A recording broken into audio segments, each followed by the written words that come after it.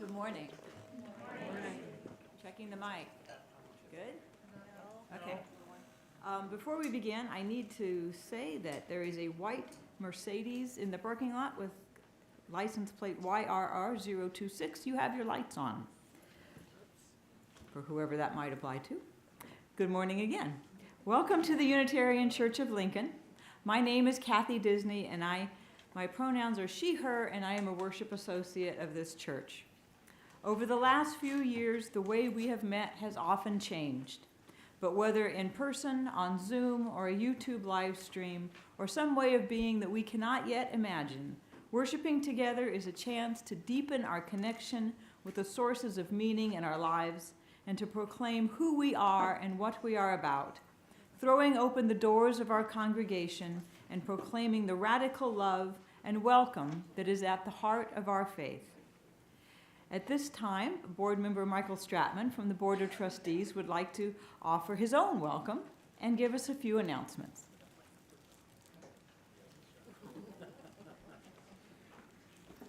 Good morning.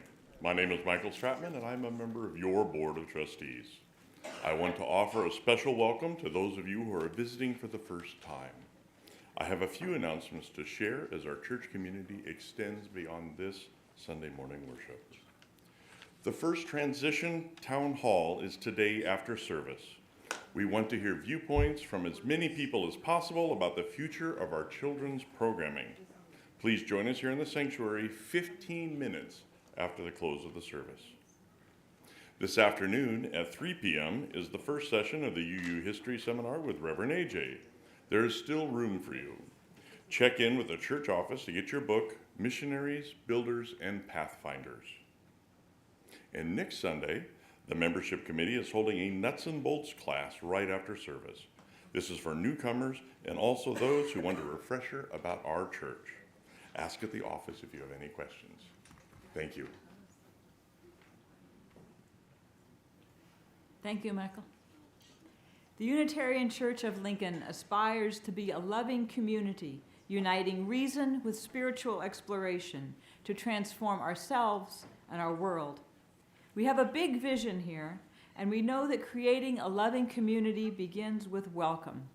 So whether this is your first time here or your 500th, if you come here hopeful or heartbroken, whatever your age, gender, skin color, whomever you love, you are welcome here.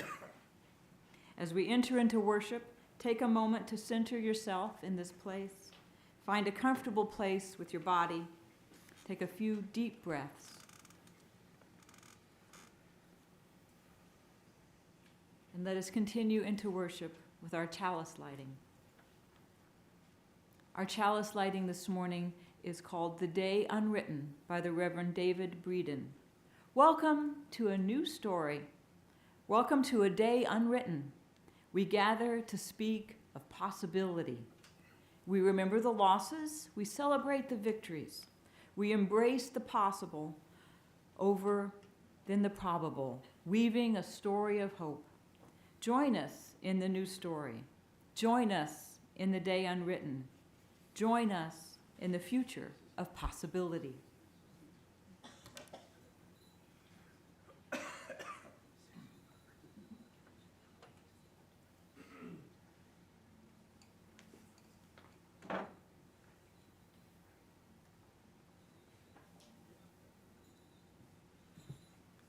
Now will you please rise in body and spirit and join us in singing our first hymn, number 358 in the gray hymnal, Rank by Rank Again We Stand.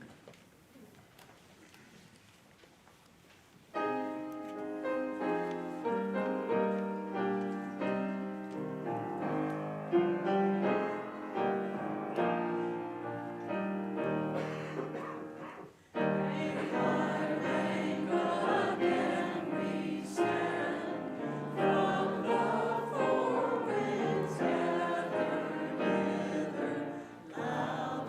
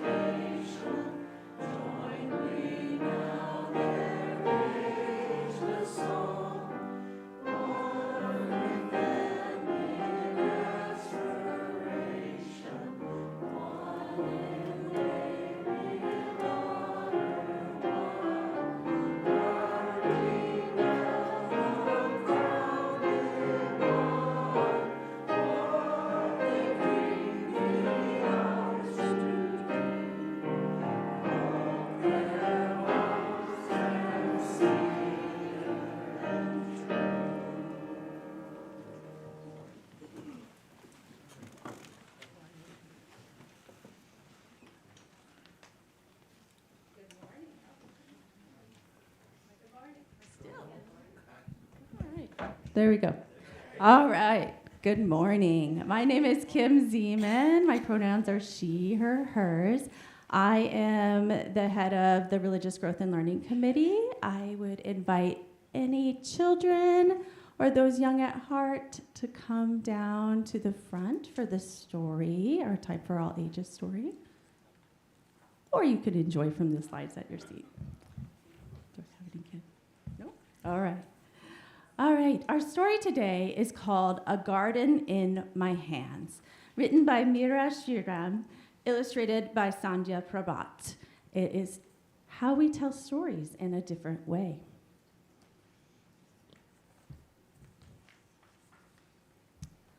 Stories and seeds, Mama plants in my palm.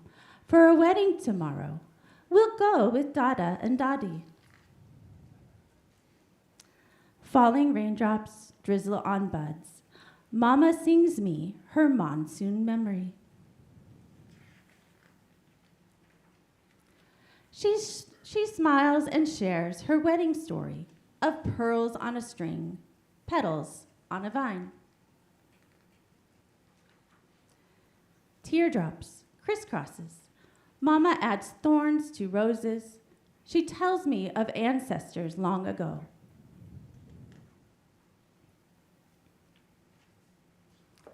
My henna still fresh, like damp earth. I'll keep it warm all night for the deepest red. Careful not to snip or smudge a story. My hands like scarecrow. Oh no, I smear a lush spot. Mama lends a hand, and I stain her new scarf. My 2 sorry arms wilt with worry.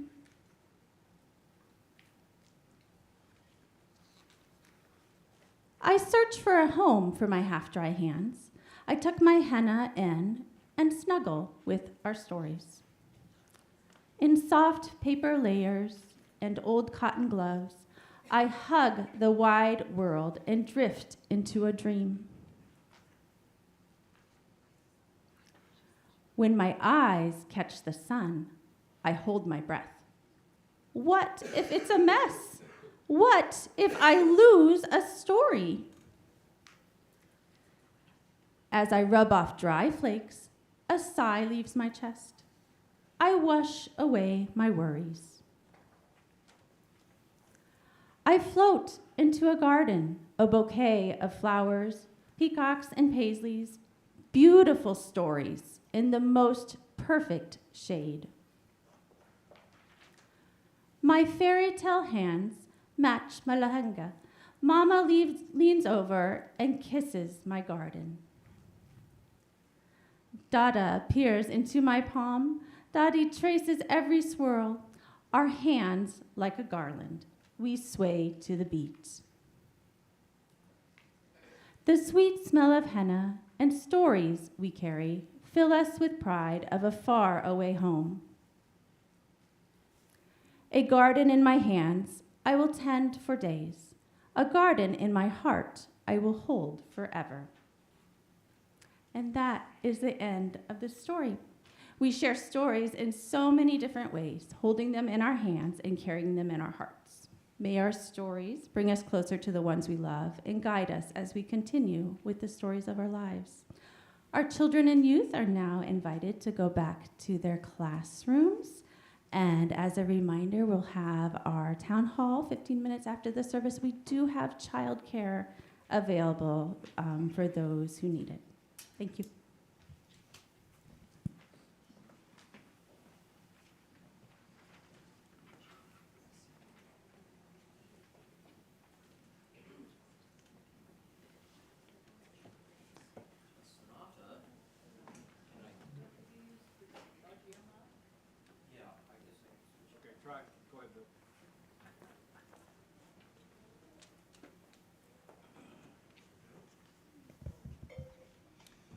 A sonata has different themes in it, which are like different characters in a story.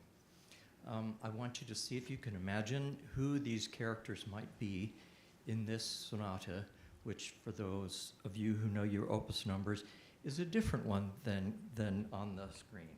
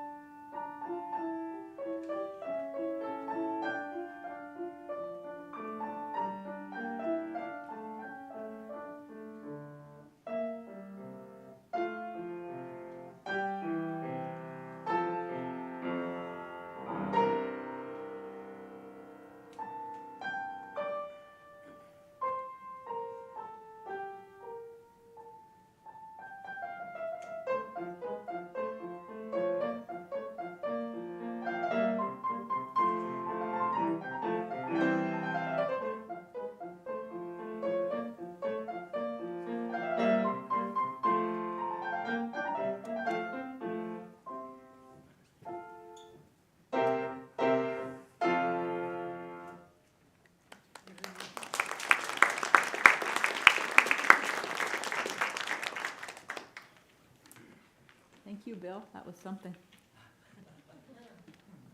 Something very good. A central part of our service is the time we join together as a community to mark the moments of our lives. We share one another our joys, our sorrows, the events that mark the steps on our journey. The threads of sorrow and those of joy are intertwined in the fabric of our lives, present for all, remembered by all. We share those threads, and they are woven together with those of others in our community. Our joys are shared and magnified, and we are comforted in our sorrows.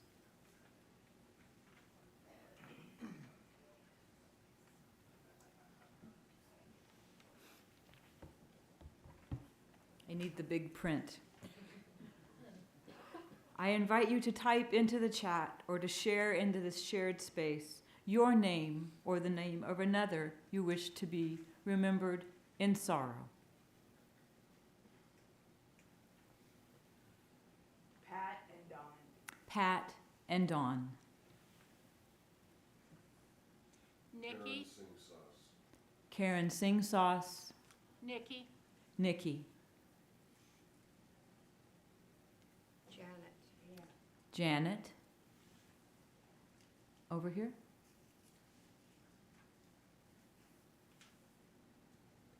Mike. Mike.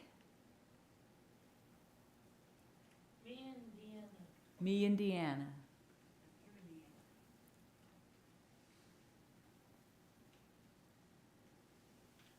I would say the people of California.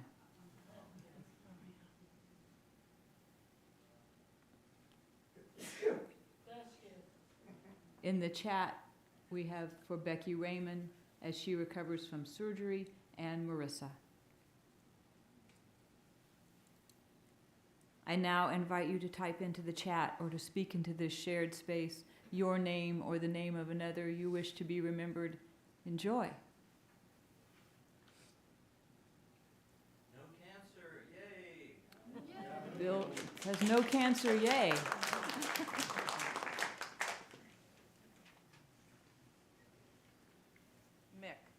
Mick.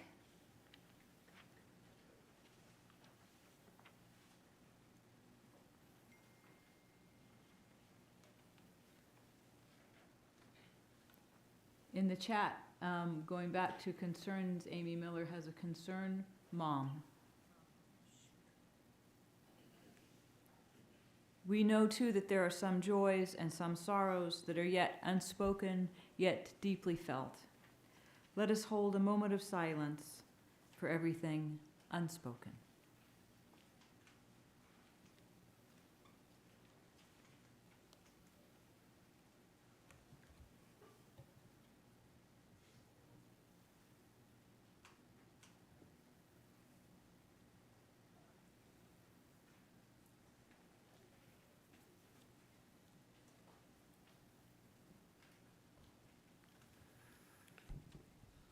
Will you join me now in a time of prayer and meditation?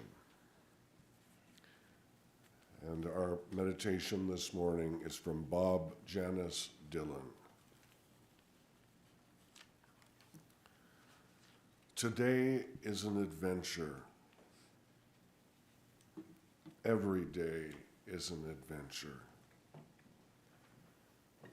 It begins with the earth turning to reveal the sun, a ball of flame almost 1,000,000 miles across that we have known throughout our lives and the lives of every earth creature who has ever lived.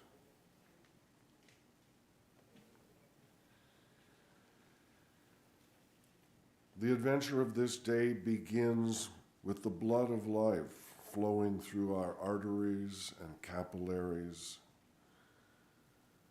and the breath of life connecting us with the trees in mutual wonder and uplifting joy.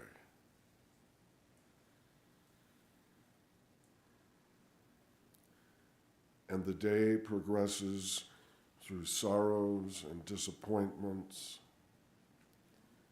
snatches of good luck, with 5-year conversations continuing with old friends,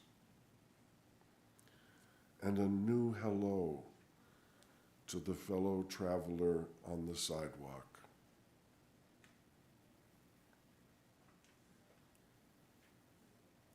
Is this not all an adventure, companions? Do we not travel through time and space and through the electric galaxy of emotions swirling in the space of our minds? Is this not a desperately exciting opportunity for the world to happen and for us to care about it? Is not this whole story, is not every blink of our eyes a miracle? May it be so, and amen.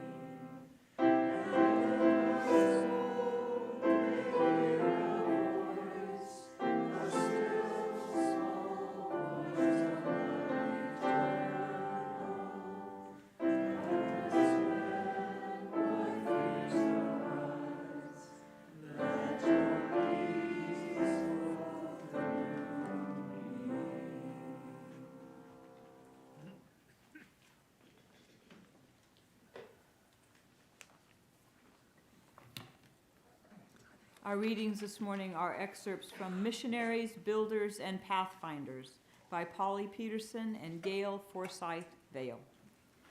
The Western spread of Unitarianism and Universalism followed patterns of settlement as European Americans from the northeastern United States moved west to the Appalachian Mountains in ever increasing numbers, first along the Ohio River Valley and the upper Mississippi, then into California and Oregon. The vast mountainous region between Kansas and the West Coast was sparsely settled, with only a small Unitarian or Universalist presence throughout most of the 19th century. In 1897, Samuel A. Eliot, the minister in Denver, Colorado, was reportedly the only Unitarian minister in the entire region. The relationship between liberal ministers and the New England establishment is a continuous theme in the stories of westward expansion. Those who were engaged in planting, nurturing, and growing congregations far from New England struggled to adapt to the social realities and innovative spirit of those living on the frontier, while still depending on the establishment to train ministers and to financially support missionary efforts. The question of women's place in society was also of major importance in this period. Many leaders in the women's suffrage movement were Unitarians and Universalists, and many of them wanted to achieve for women more than the right to vote.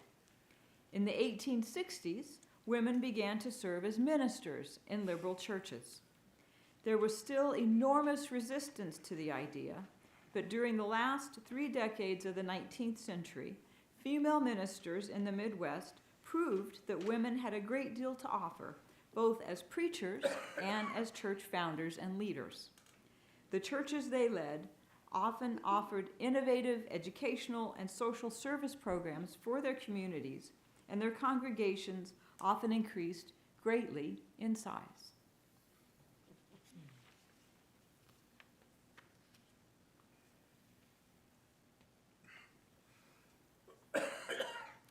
Each week, we take up an offering to support the work of this church and our partners in the community.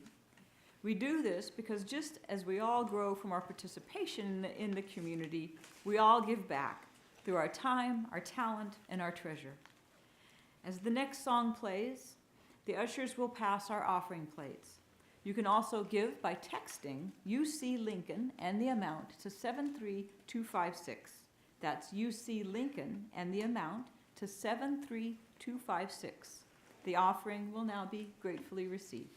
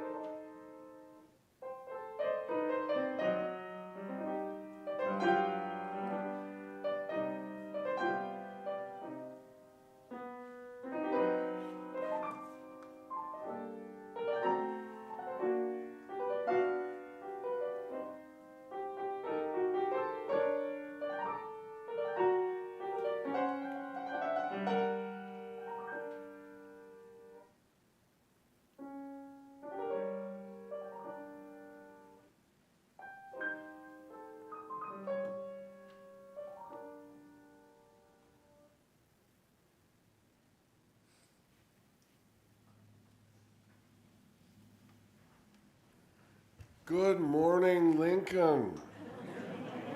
My name is Reverend A.J. Galazin. My pronouns are he and him, and I'm your interim minister. Your temporary fill-in-the-blanks minister.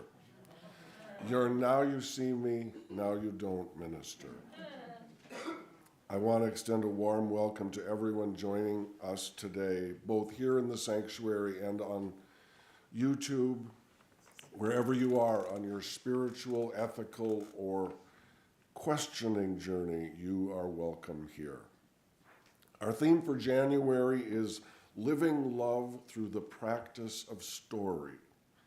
And that implies telling people our own stories, finding yourself in other people's stories, and blending our stories together when we gather. I hope you had joyful celebrations with your loved ones over the past few weeks. In case you hadn't heard, I got caught by the COVID bug, and I isolated myself in the midst of all the festivities. It was the strangest winter holiday season ever. I felt a little like the Grinch with my box of Kleenex, Tylenol, and antiviral meds. But I have reemerged from the doldrums, ready to face a new day. Thanks to everyone who kept the spirit of love alive by honoring your beloved traditions. Once again, I say worship is the work of the people, and this is your church. You don't need me, and you proved it well. Now, an irony or a blessing of the situation was this was supposed to be some vacation time for me, but it turned out to be sick leave. You've heard of a staycation? I think I just experienced a sickcation. Whatever. It's great to be back with you.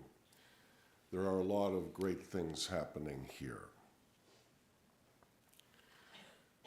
Funerals and memorial services are the perfect place to share stories. This week I watched the state funeral of President Jimmy Carter on TV. I love pomp and ceremony, the attention to detail in formal high church liturgies. I love watching the expressions on the faces of the famous people in attendance, which included all the former presidents and their spouses, except Michelle Obama.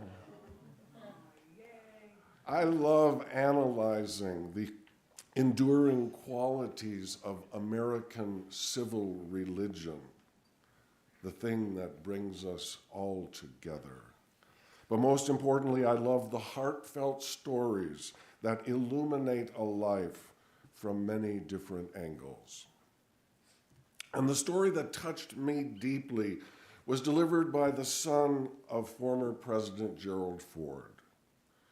He said that after beginning their lives as political adversaries, Gerald Ford and Jimmy Carter became close friends, buddies, for the rest of their lives. And they each wrote a eulogy for each other. Ford's son read his father's words and shared their heartfelt and honest love. And when the tears start flowing, you know you have struck something real. Former Atlanta mayor, civil rights leader, and UN Ambassador Reverend Andrew Young gave the moving homily without notes. At age 92, Pastor Young was still preaching. I can only hope. James Earl Carter was a centenarian humanitarian. Say that with me. Centenarian humanitarian. a remarkable person in so many ways. His interests and accomplishments were breathtaking. He planned his own funeral service, and he could be wonderfully provocative. A musical highlight of his funeral was Garth Brooks and Trisha Yearwood doing a gorgeous revival of John Lennon's iconic Imagine, which includes these memorable words: "Imagine there's no heaven. It's easy if you try. No hell below us, above us only sky.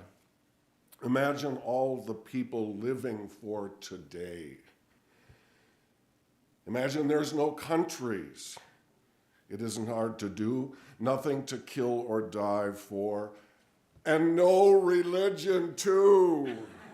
Imagine all the people living life in peace." Close quote.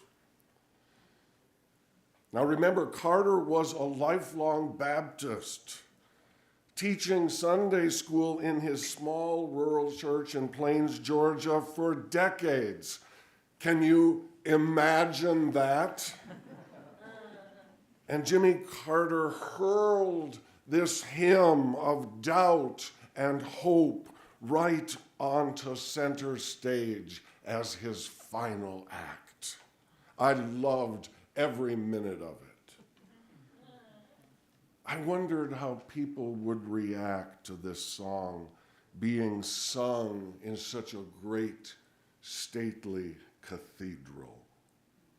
And sure enough, social media soon erupted over this blasphemy. This was Jimmy Carter's favorite song. Now you see how evil he was to imagine no religion.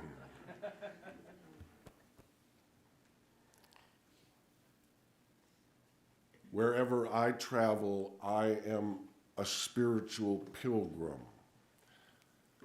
I love to explore strange worlds and seek out new places, which for me means finding artifacts of unique religious significance and obscure historical events. When I served a church in Canada, I visited a special place in upstate New York that I had long wanted to see, a place called the Hill Cumorah. According to the story, the Hill Cumorah is where Joseph Smith, the prophet and founder of the Church of Jesus Christ of Latter-day Saints, uncovered the gold plates that contained the words known as the Book of Mormon. The words were written in an unknown language, but Smith was visited by angels that helped him translate the plates.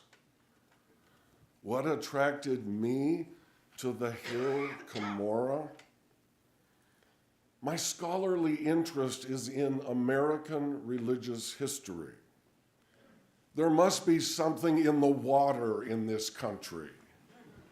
Freedom of religion in the United States has spawned many new religious movements, including both the Latter-day Saints and Unitarian Universalism, by the way. The Mormons in particular have a theology that values recording, preserving, and communicating their history as a form of evangelism. And there is a sacred distinction in my mind between a museum and the actual place where an alleged miracle occurred. Now, the Hill Cumorah is way off the beaten track, in the middle of nowhere. But when I arrived, I was amazed at the size of the parking lot. It was shopping center sized, with an incongruity. There was only one car there. I learned later that there are staged reenactments of the miracle in the summer. and the faithful come from all over the world to attend. My visit was in the off season. When I entered the visitor center, I was greeted by a married couple who gave me an in-depth tour, and I appreciated their enthusiastic ability to answer my very deep questions. And when I asked how they ended up here all by themselves, they explained they were special missionaries. Retired from their working life, they spend a year or two in voluntary service to the church. And it is considered a great honor to serve. Not everyone who applies gets a position. Now, most of us are probably familiar with the young Mormon missionaries with their white shirt and black tie uniform on 10-speed bicycles. Their service is a requirement for faithful members. I had never heard of the later in life honorary missionary, but I was impressed and intrigued. As I drove away, I wondered to myself, why don't Unitarian Universalists have missionaries? What great things could we accomplish with seasoned and dedicated communicators? And then, while still driving on the road, I was hit by a lightning bolt of revelation. I realized that I was a missionary. I had traveled to a foreign country to preach the good news of our liberal free faith. I was dedicated to supporting the cause of religious freedom and the right of conscience, and to go wherever I was needed. I was called. But my revelation didn't stop there. Since then, at every church I've served, I have discovered people that I would call missionaries, dedicated to sharing the good news of our liberal free faith, sharing our history as a form of evangelism everywhere, even in Lincoln, Nebraska. Now, the moral of my story is we need each other's stories to realize our own stories. Isolated, we just recreate the same old reruns. And if you're not learning and growing and sharing in this beloved community, what are you waiting for? It's right here. Now, every congregation has different issues. There's no one-size-fits-all solution for this transition time. I have two very different jobs. On one hand, I want to help you feel like things are proceeding efficiently. We're getting things done with familiar, trusted, and customary policies and procedures. I'm not a sledgehammer. But my second job is more complicated. It's to help you with a kind of in-depth self-examination.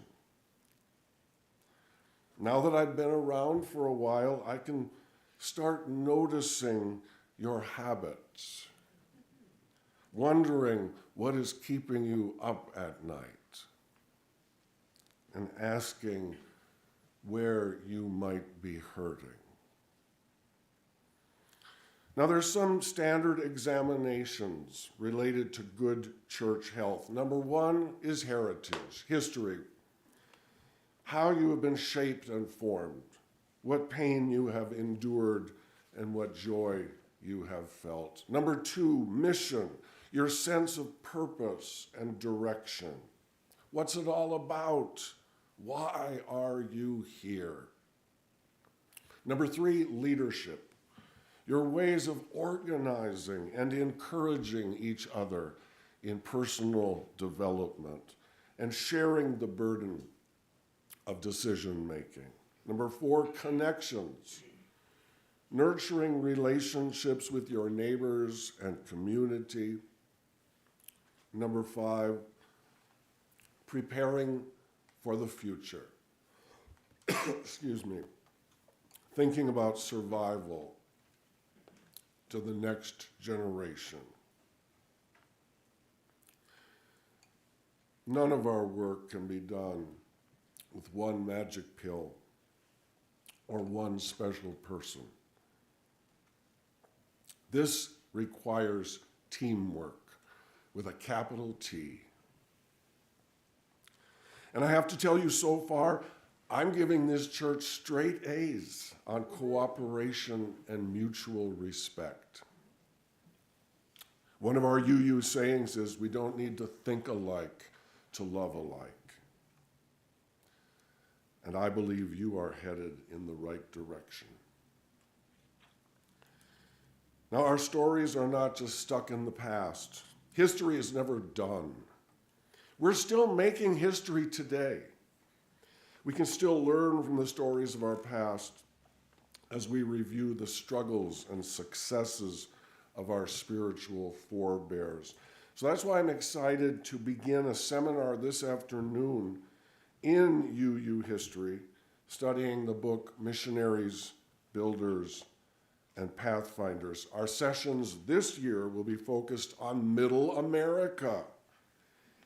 And that's right, interesting and good stuff sometimes happens between the East and West Coast. There's no homework for this seminar. Together we will read and discuss. It's going to be fun, and I look forward to learning with you.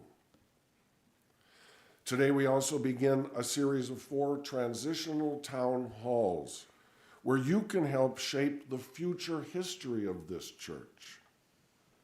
Right after, 15 minutes after the end of our service today, everyone is invited to come back to listen, learn, and share thoughts about how children and youth are welcomed, celebrated, informed, and developed by the principles and possibilities of our free faith. I hope you're able to join us, but even if you can't join us today, we still want you to be part of the ongoing conversations. And today is just the first. In February, we'll explore music. In March, we'll talk about worship. And in April, we'll end the series by looking at pastoral care and right relations. There's a lot on the calendar for this new year. This is an exciting time. I know nobody can do everything, but I hope that many of you will find something of interest in which to participate. Your assignment this week, and I know you've been waiting for it. Ask yourself, what in your history brought you here? Are you a missionary, a builder, a pathfinder? Have you traveled to a sacred place anywhere? And what stories do you tell about this sacred place? All of our stories blend together. Blessed be, may it be so, and amen. Please rise now in body or spirit for our closing song, 1007, There's a River Running Through My Soul.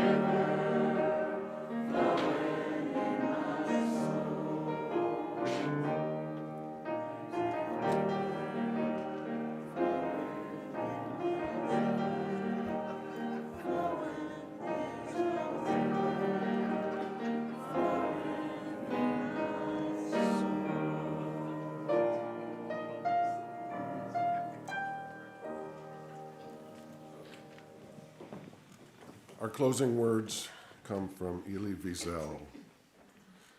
When the great Rabbi Israel Baal Shem Tov saw misfortune threatening the Jews, it was his custom to go into a certain part of the forest to meditate. There he would light a fire, say a special prayer, and the miracle would be accomplished and the misfortune averted. Later, when his disciple, the celebrated Maggid of Mezrich, had occasion for the same reason to intercede with heaven, he would go to the same place in the forest and say, "Master of the universe, listen. I do not know how to light the fire, but I'm still able to say the prayer." And again, the miracle would be accomplished. Still later, Rabbi Moshe Leib of Sasov, in order to save his people once more, would go into the forest and say, "I do not know how to light the fire. I do not know the prayer, but I know the place, and this must be sufficient." It was sufficient, and the miracle was accomplished. Then it fell to Rabbi Israel of Rizhin to overcome misfortune. Sitting in his armchair, his head in his hands, he spoke to God, "I am unable to light the fire, and I do not know the prayer. I can't even find the place in the forest. All I can do is to tell the story, and this must be sufficient." And it was sufficient. Friends, let us go now in peace with gratitude for the many stories that miraculously sustain our world. And you're welcome to join us back here in 15 minutes as we convene our town hall.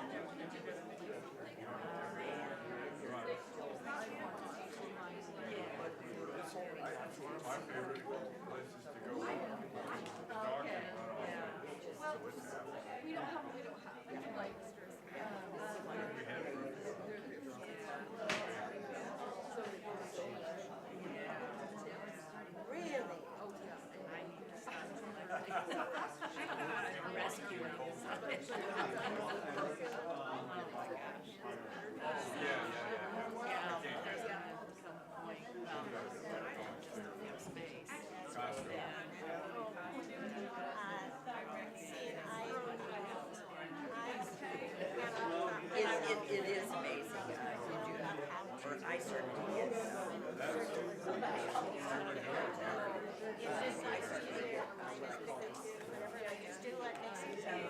That's like the pattern I'm doing here. It's just like, hey, there's nothing in, but I want to think. I know that was a big, big. Yes. Or they may have to go to. But not knowing what they do, so, if there's.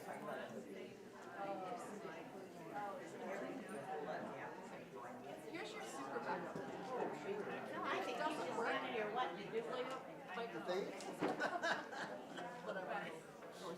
I'm always looking for extra work. aren't we all? I think so. Okay, all of those things make sense. I think so. I'm gonna go look at what the HDMI cord looks like. The port up there, I believe, is VGA, but I think there is, HDMI. Thank you, Heather. You are welcome.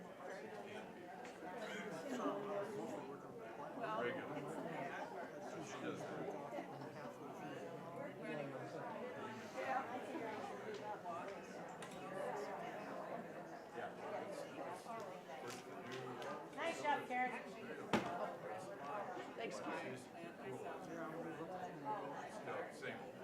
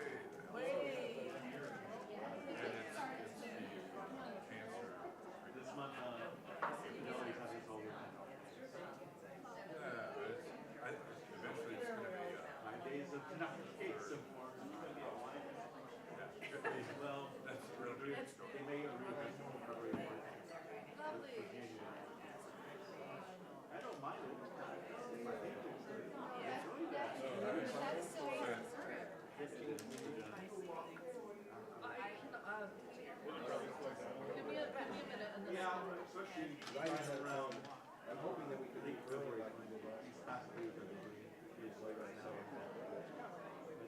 Picks up the rain. Again, right in the morning. Yeah, we're pretty close to the time. Go there.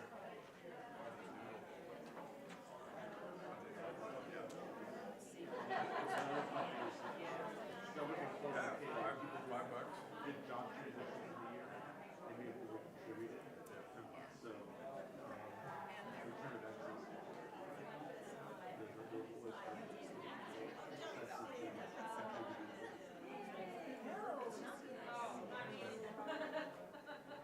You know, when they leave a company, they do interview somehow. Larry was usually there. He was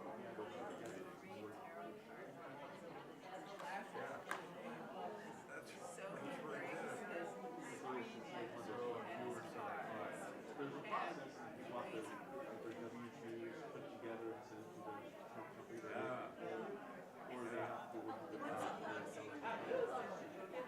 I'm running around.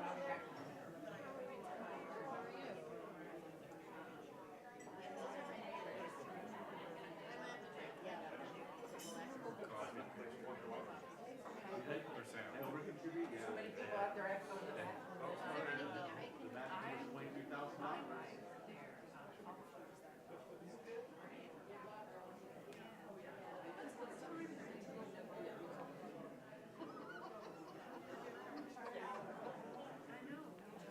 Yeah, you're used to it.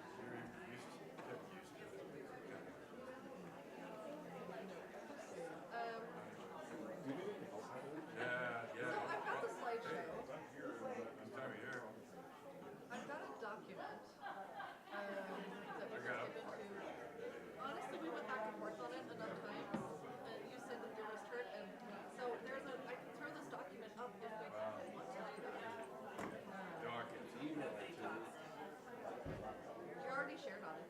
Anyway. Yep.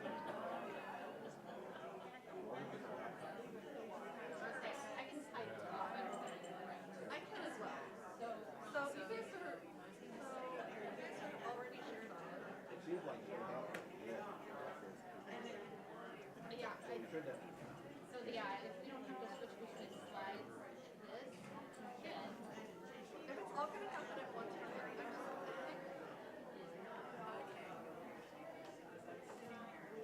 I just you should have both just received an email with the link to this. I got my laptop ready as well. okay, I did not my laptop because I do not know. Would you like to use mine? I didn't. We'll see what Gene's doing. He's going to be typing. And two of us. Well, that's just crazy. You can see multiple people typing. I knew if we. Yeah. I use shared documents. Yeah. That's how we can look back. It's just okay. Well, we tested it at home to see how people type. It's very fast. So this is what I have. Yeah, I would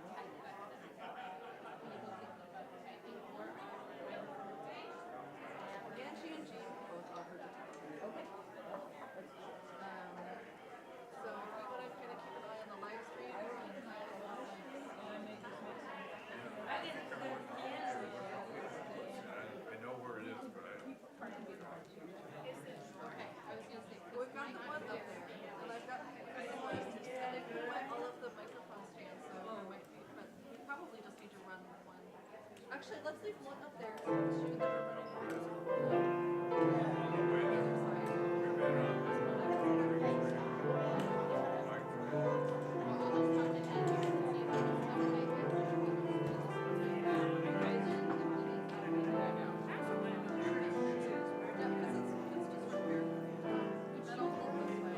Like, supposed to be typing and taking a focus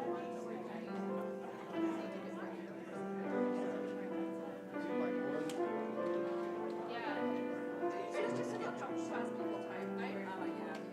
Don't ever assume people are fast. Would you like to start typing, then if you want to take turns, we can do that, or how do you feel about it? And if there are questions about the survey, I'm happy to jump in and just kind of do a I put 11:20 on the thing.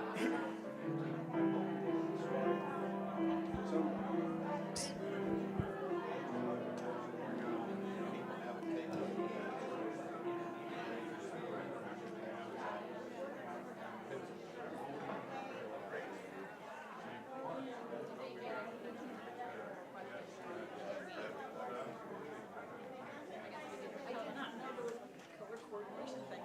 My name is Kim. I missed it. I definitely could have found that. Yeah, oh, they're doing great. Is my kid back there? I totally lost them. No, Cora went into the office. Okay. I'm really good at it. Okay, that's fine. I will shoot them back to you. Yeah, Yeah, then Mackenzie will back. my name is Kim. They love Gina. Yes, I do. Yeah. Well, this is set up. Your slides are in there. Nice to meet you. You have two microphones in here, one on either side of the stage. I'm gonna do And then, I don't know who's dragging the microphone, but, okay.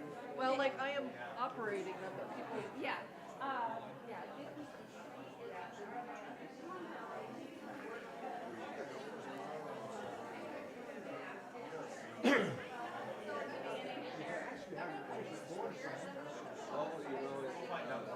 Vicky-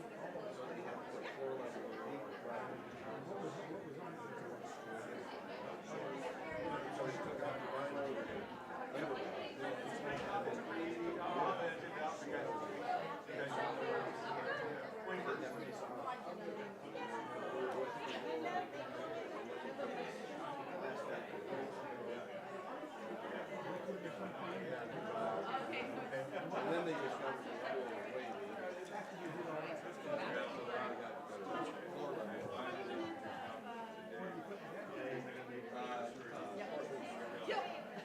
Exactly so.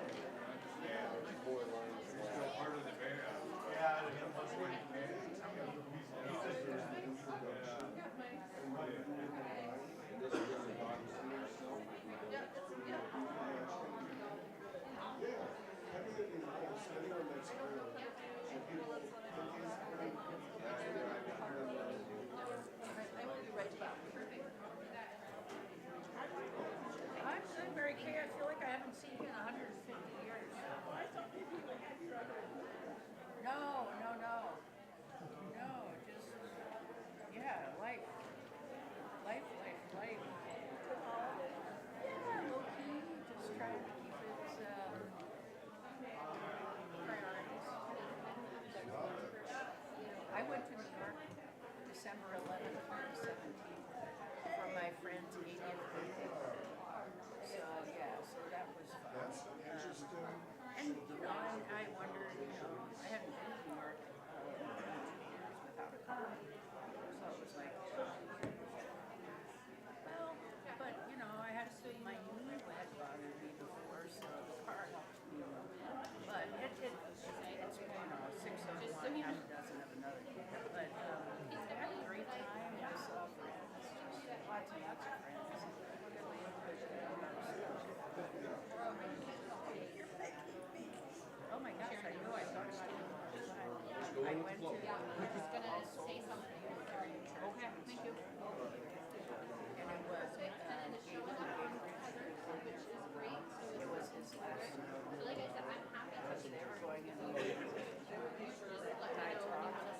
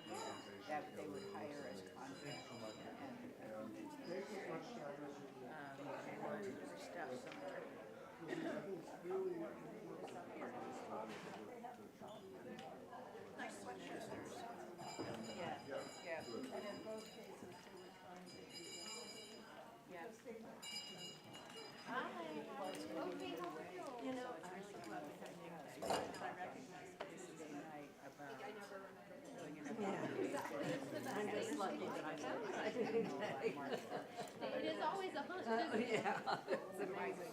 My suggestion is yes. But it will affect what our settlements research. So, yeah, but it's a different time.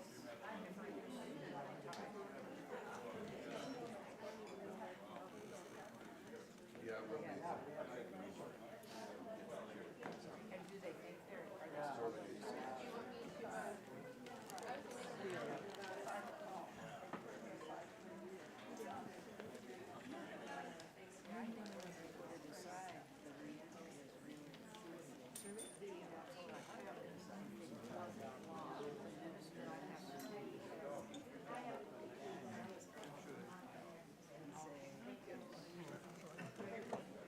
I can help get that one. Well, that's good, I mean, then that solves that. Or at least gives them more. How would you go to lunch? Yeah, they're real okay. Maybe bring your calendar, like, oh, we're not meeting in person. Yes, yep, if I go home, I'll grab my calendar. It is.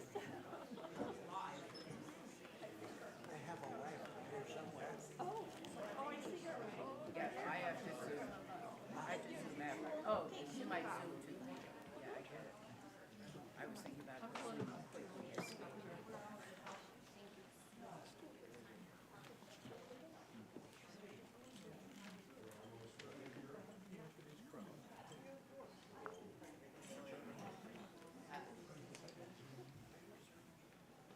Karen had intentionally left the cabinet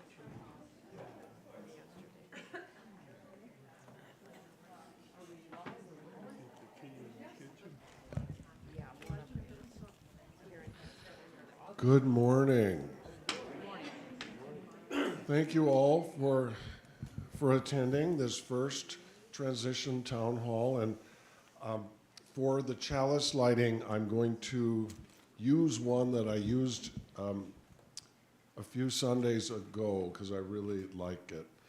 It's called "It All Depends on How You See It" by Emily Melcher. Several years ago, I dreamed I was pushing an enormous heavy ball up a great hill. And each time I neared the top, the ball somehow slipped past and rolled down again. In my dream, I was reenacting the Greek myth of Sisyphus. Fortunately, in my dream, there was an end to pushing that ball repeatedly up the hill.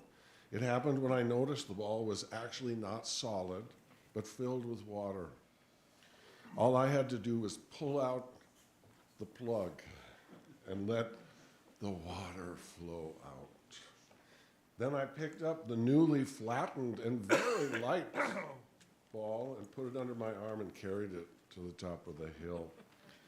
In the dream, it was attention and curiosity rather than endless repetition of the same old thing that allowed me to solve the dilemma. It turned out that whether the ball was heavy and awkward or light and easy depended almost entirely on how I approached it. And with those words, I would light the chalice.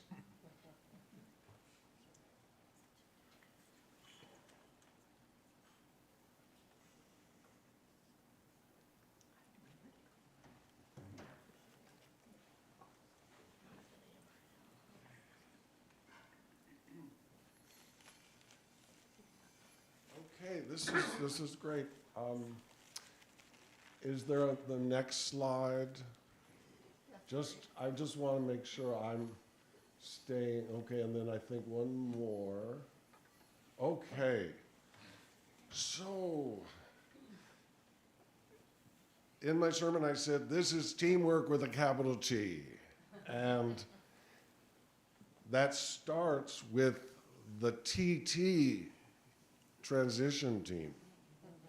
They are people who are trying to look at the biggest picture possible and bring in as many ideas and knowing your history, and let's have each one of them come up, and if they're, whoever is here, which I think is pretty wonderful, to introduce themselves.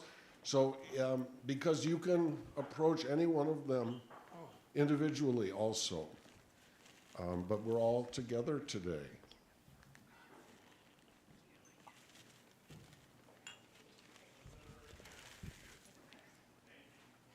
Hi, I'm Angie Foss. I don't really have any other introduction except we've been members of the church for a couple years now. I've got 2 kiddos, age 14 and 9, and happy to be on the transition team. And I just want to really quickly say, if anyone didn't get to do the digital survey, please raise your hand. We have some hard copies, and you can fill them out here, and I can bring you one. Okay, perfect.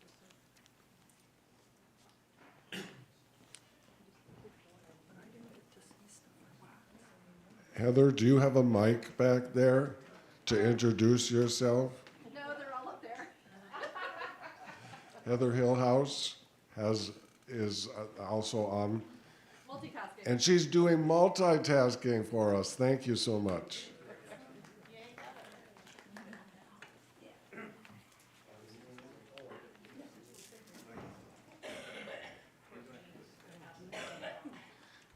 Kim, would you? I am not on the transition team, but I am here as the RGL representative. I am chair of the RGL committee. I'm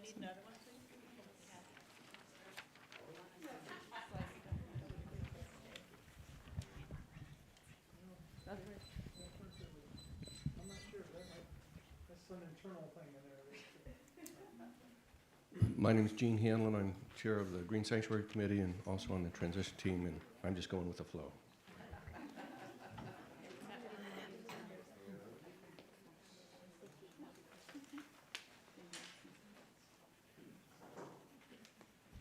Good morning, I'm Kathy Disney, and my jobs today, I'm going to be monitoring the chat on the YouTube live stream, so we make sure that we get those folks in and just sort of hovering around as I do.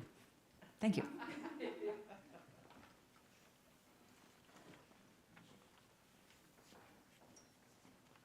Okay. Transition. It's not just old and new, right? It's not, wow, it all happened. It's a very, sometimes slow process, but change is continuous. The difference with this transition time, we're really looking at it and taking things seriously. And not that you don't take things seriously all the time, but we're human and we can get into patterns that just become like that's the way it has to be. This is the way you have to make coffee, or this is the way, we have to do it this way. Well, maybe not. So just to get in that idea of continuous change. So I am temporary. That's a wonderful thing. Yay! Because it's not all about me, what I want, right? I am here to really hope that you are able to look for what you want. It makes no sense for me to implement a new program because the congregation has memory, right? You have congregational memory. And if you're going to change your memory, you need to do some exercises so that it doesn't hurt every time. So the big question with all of our town halls is, what is sustainable for this church? What makes sense? Some other questions I like is, how do you grow into something?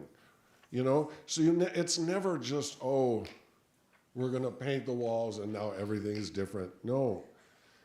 With change, it comes a little bit at a time.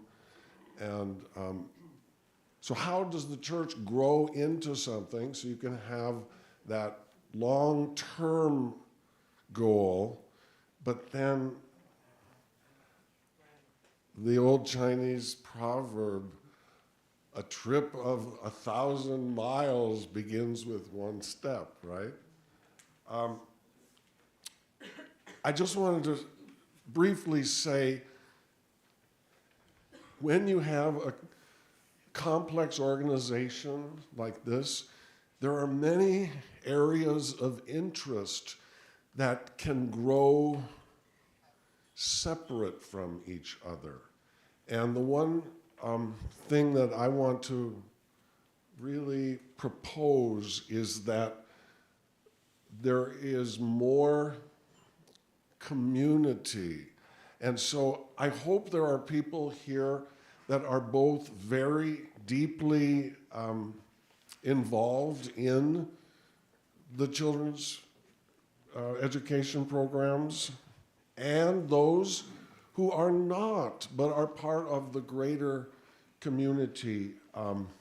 Because there are many different stakeholders and supporters.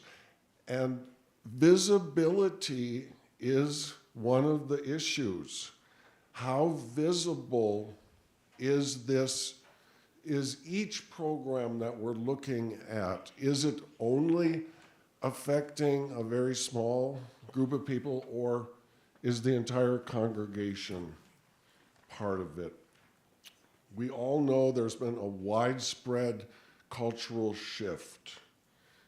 Fewer families with children are going to church.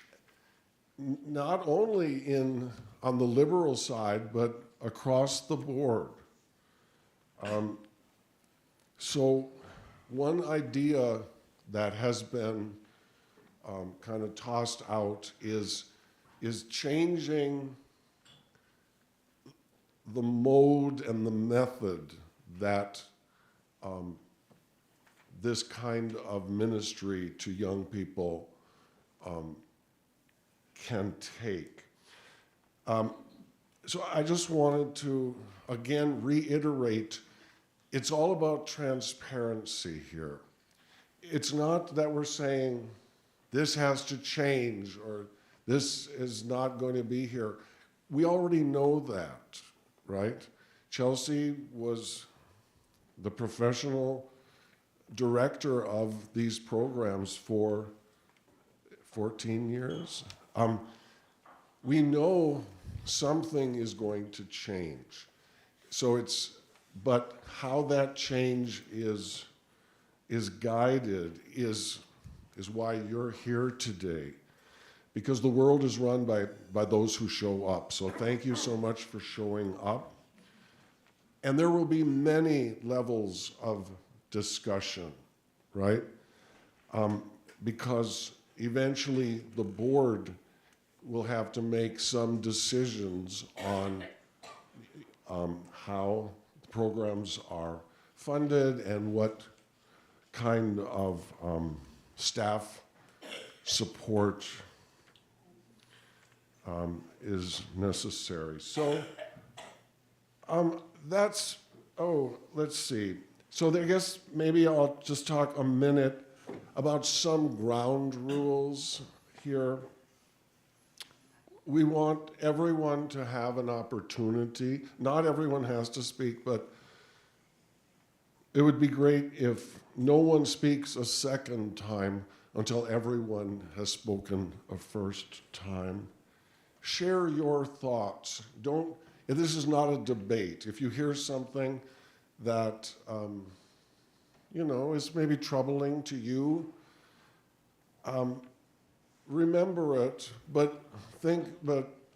frame things now from your perspective, not, I disagree with that. That's not what this is about. This is about all of us trying to think outside the box, right? Because new ideas can inspire more new ideas. Okay, I think that is enough because it's not all about me. Have I said that?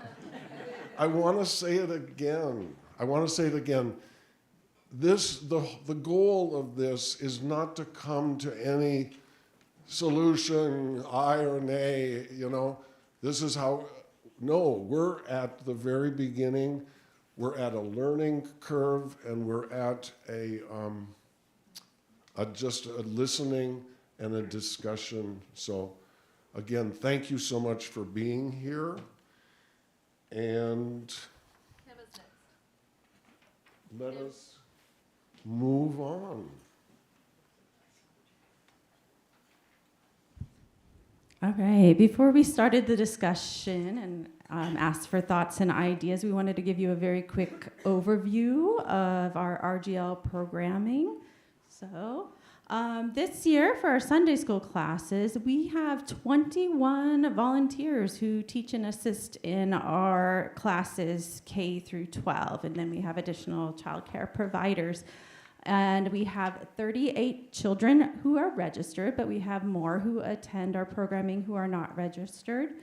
This year for 24-25, we have totally redesigned the rooms in the curriculum, and I'll give you some info on that next. So, pre-pandemic, some of you who have volunteered know that we had multiple classrooms. We had a K1 classroom, we have a 2nd and 3rd grade classroom, 4th, 5th, the middle school, and then high school. We had rotating curriculum from the UUA with specific themes, specific lessons. Sometimes those lessons progressed or themes progressed over several Sundays. But now with fewer kids in attendance and kids who aren't there every Sunday who might miss an important part of a lesson, we have combined classes. We have a K5 group, and then we have combined our middle school with our high school group. Our curriculum is not from the UUA. We have several books with labels for the different values adopted in Article 2. And teachers get to choose whatever story they would like to read. It's focused on discussion about those UU values, and then they move to one of our activity rooms to focus on relationships, play, and connections. So these are some of our rooms. Whoops, my slides are mixed up here. So these are some of our rooms. We have an improv space that has dress-up clothes, yoga, activity games, and puppets. We have a cooperative space with games, toys, playing together, building together, a creative space where kids can get messy and have fun. We have a calm space that has books, coloring, meditation, and calming activities for all ages. That room is just off the gallery here in the old middle school room and is open to anybody, kid or adult, who needs a calm space or wants someplace quiet throughout the service or drink coffee or whenever. We have our middle school and high school room where teenagers hang out together, have fun, and chat, and preschool childcare, which is care for our youngest UUs. And so typically a lesson like today, our teacher chose a book, read this picture book with the children, they played a game and had some discussion, and then they chose to move to one of these activity rooms. Today they went to the creativity space where they got to choose whatever art material they wanted to use and just be creative to express whatever they wanted to express, whether it was connected to our story or something to give to a family member. They just had some fun, and it's a time where they can build relationships with each other as children, but with the adults who volunteer as well. So, as Reverend AJ said, Sunday school attendance has declined nationwide across all religions. We have fewer families with children under 18 who attend church on Sundays, but looking at our attendance data, more children and family attend our church when we offer special programming, whether that's holidays, events, our UU Pen Pals program, OWL classes. Some of those, like UU Pen Pals and OWL classes, happen after our Sunday school classes, and some of those are other special events that happen in place of Sunday school classes or on different days of the week. Last year, our attendance each week ranged from 0, there were some weeks we had none, to 23 children in our GL programming. So it varies week by week. Yeah. Our Youth in Action program is our youth group for middle school and high school. It currently meets during Sunday service on the first and third Sunday of the month and really focuses on building relationships and making a difference in the community. Here are some other events that we do as an RGL program. We've done the soup supper, the Easter hunt, pen pals, summer activities, talent show, pumpkin decorating, tile painting, all ages services, and more. Many of you have been involved in those. Our Whole Lives class, OWL classes, are another thing that we offer as our religious growth and learning. And these are the comprehensive lifespan sexuality education curricula. And it's an accurate, developmentally appropriate information about a range of topics, including sexual health, gender identity and expression, sexual orientation, relationships. And most importantly, it covers topics and skills that are often excluded or only addressed briefly in the school curriculum. It's taught by trained OWL teachers and offered on a rotation for grades. There's a K1 curriculum, 4 through 6, 7 through 9, and 10 through 12. And as I stated on a previous slide, often when we have OWL classes, we have more kids in attendance here at church. And then preschool childcare is offered during the services. Our childcare providers are all background checked. When requested, childcare is also offered for church meetings and events. Currently, we have childcare right now for this meeting. And then RGL committee. So these are our wonderful RGL committee members. Thank you to all of them for all their help. I am the chair of the committee. We have Abby. Yay. And Vicki.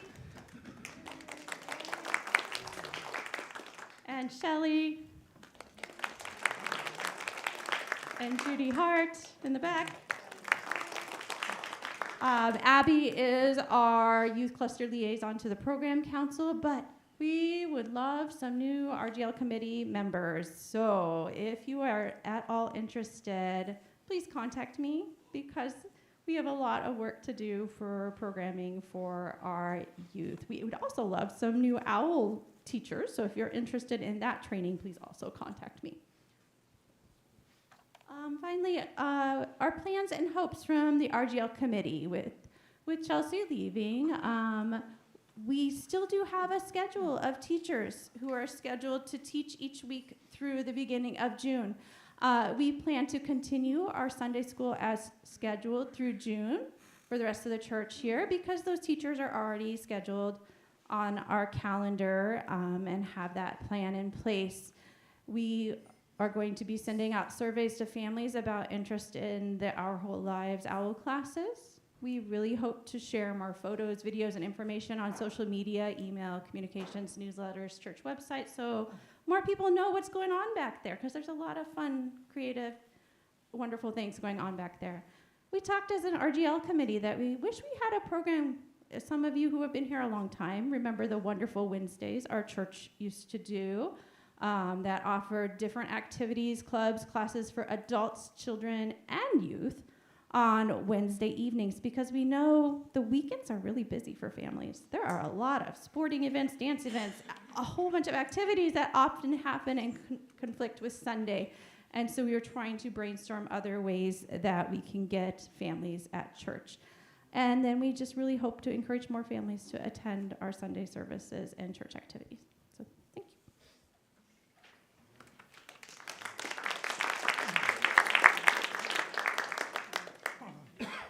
Thank you, Kim, for that wonderful overview of all all the programs that are happening here. It's quite amazing. And now we are in the discussion. And I see we have some, so we could bring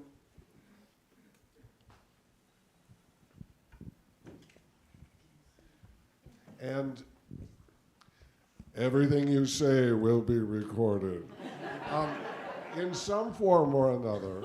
And this is, this is for the ongoing discussions. So we appreciate it.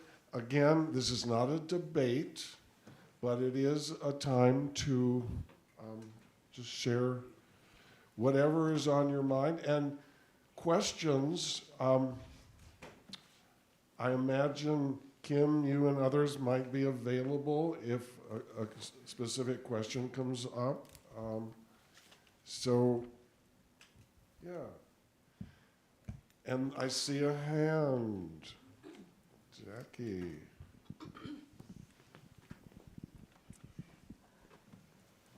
The RGL program is one of the most important in the whole church because it's our future. You know that. I know that. I hope that we retain our children-friendly spot for during the service.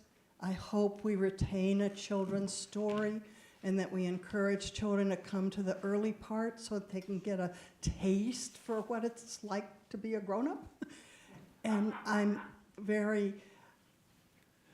thankful to the RGL committee as it is right now.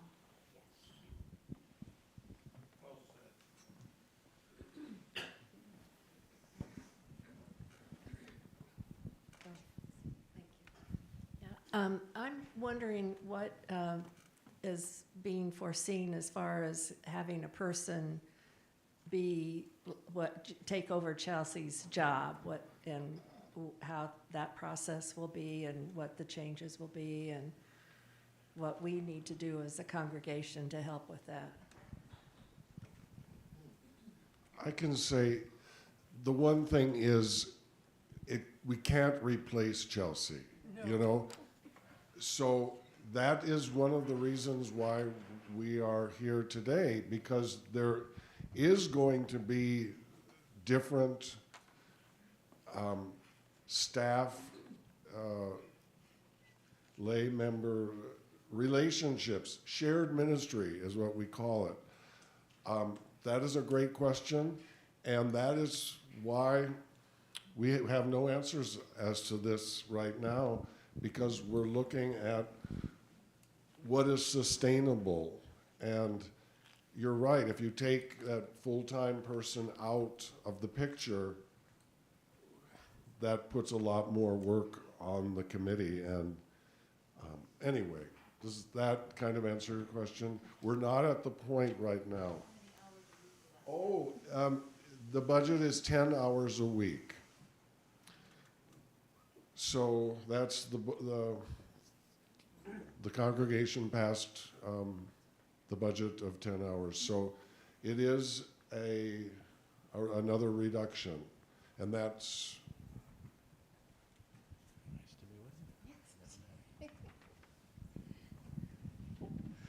Good morning, everyone. My name is Reed Maley. Him, his. The mention of Wild Wednesdays, I remember that. If it was wild, I forget. Maybe it turned out to be wild. But it makes me wonder what would have to happen to institute something even on a small basis. It strikes me that, yes, Wednesday is an opportunity to come out and do things, join as a community in a more free form, and I gotta feel that that's going to bring folks closer together and give folks opportunity to visit us. And then lastly, to second Jackie's comment on, what was Jackie's comment? Yes, yes. One of those. Which Yeah, one? what she said. What she said, okay. I'm Linda Brown. I want to I'm going to give my stuff, but I want to hear from the people that have children first. Stand up if you have children, please. Right now, I want to see who you are. I see Megan and Keith McGuffey, and that's so fun. Okay, you guys, be prepared to speak soon, please. Okay, I've got a few things. I stayed home this morning so I could write a few things. First of all, I really want to make sure we continue our sexuality, our OWL classes. And if money is a problem for getting trainers, please put that out. I'm sure lots of us would be willing to step up to fund that training to make sure that is an ongoing class. I mean, I want our kids to be advocates and friends to kids who are trans. Right now, that's just such an issue in our hostile world. I want our kids to be prepared. I want every lesson to focus on love and inclusion. Teach the JETPIG principles all the time with whatever we're teaching. I want lots of role playing. I think our kids are probably inclusive, but I want them to be able to stand up to others, to be able to articulate, to be able to speak out so that they can be the leaders in inclusion in the larger community. I want substantive program about the way white people, colonists, treated indigenous and black people. Critical race theory is a scary topic for our governor, who, when he was a regent for the university, wanted to ban critical race theory at the university level. Many of us have taken the beloved conversation course. Some of us meet every week to discuss books written by indigenous and black authors. We need to extend this learning to everyone in the congregation. Whatever we do, we must keep climate change in mind in all decisions we are making in living in this world. Our kids cannot be waffling about climate change. It is real and we have to deal with it. We have to throw money at it. If it must be, it must be our highest priority. None of us can have the NIMBY, not in my backyard, about solar panels or wind turbines. And I think our kids are pretty good at this. The Dean kids are really good at this. But I want these kids, our kids, to be able to go out in the world and say, hey, climate change is not an issue. We have to deal with it. Okay. Dina, do you want to talk? You have kids, 3 of them. Not yet. Not yet, okay.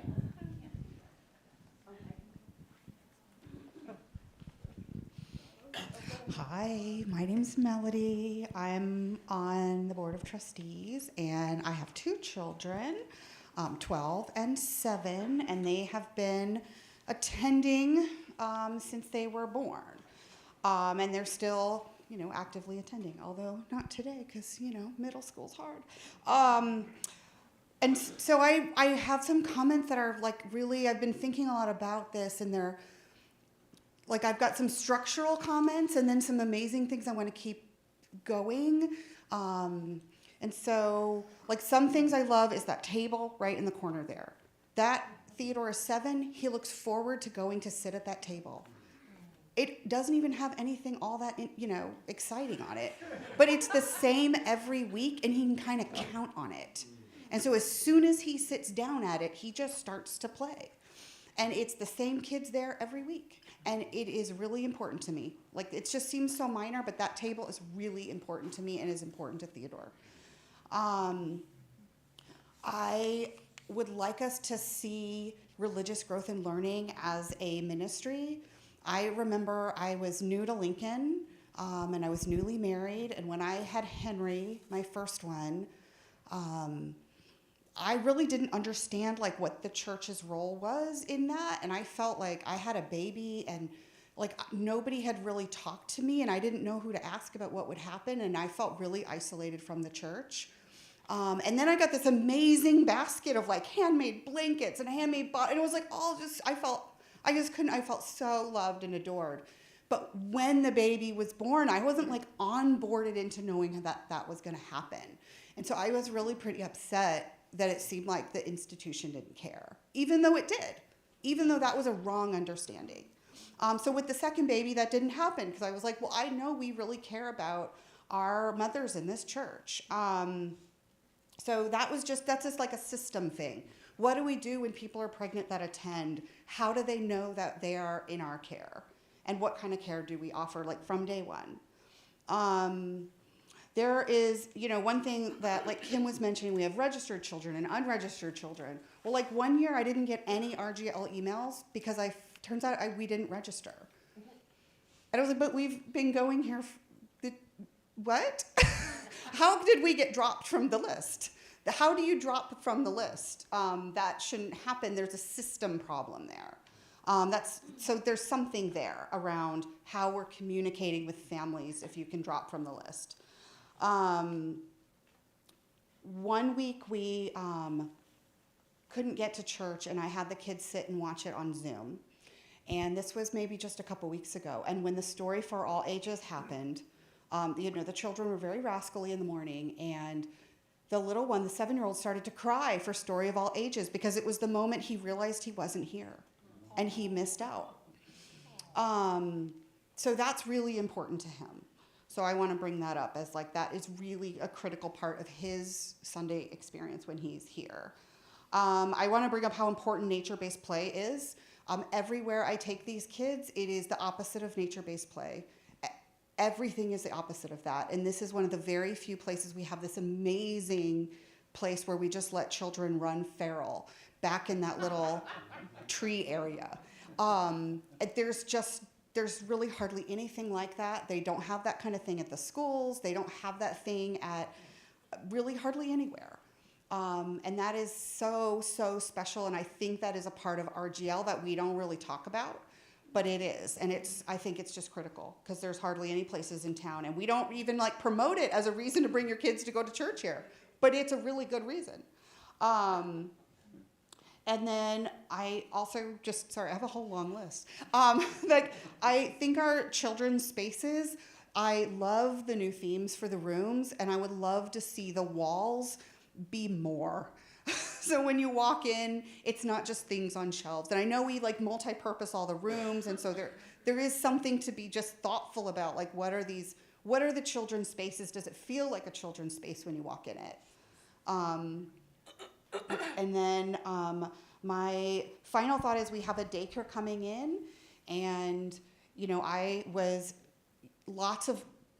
our church's kids went to Blue STEM, and I don't think we had a very good integrated relationship with that institution and our institution, and I don't think we really saw it as that was their thing and this is our thing. But really, anytime children come in our space is an opportunity to bring families to come here all the time, and I don't think we saw it that way, and I think there was some missed opportunity there.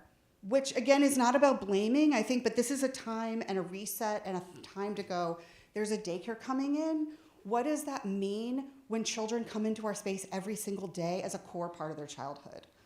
Where you go to daycare, where you go to school is a core fundamental piece of your childhood. And this building means something to those kids. And what do they mean to us? And what does that look like in action? So those are my big thoughts.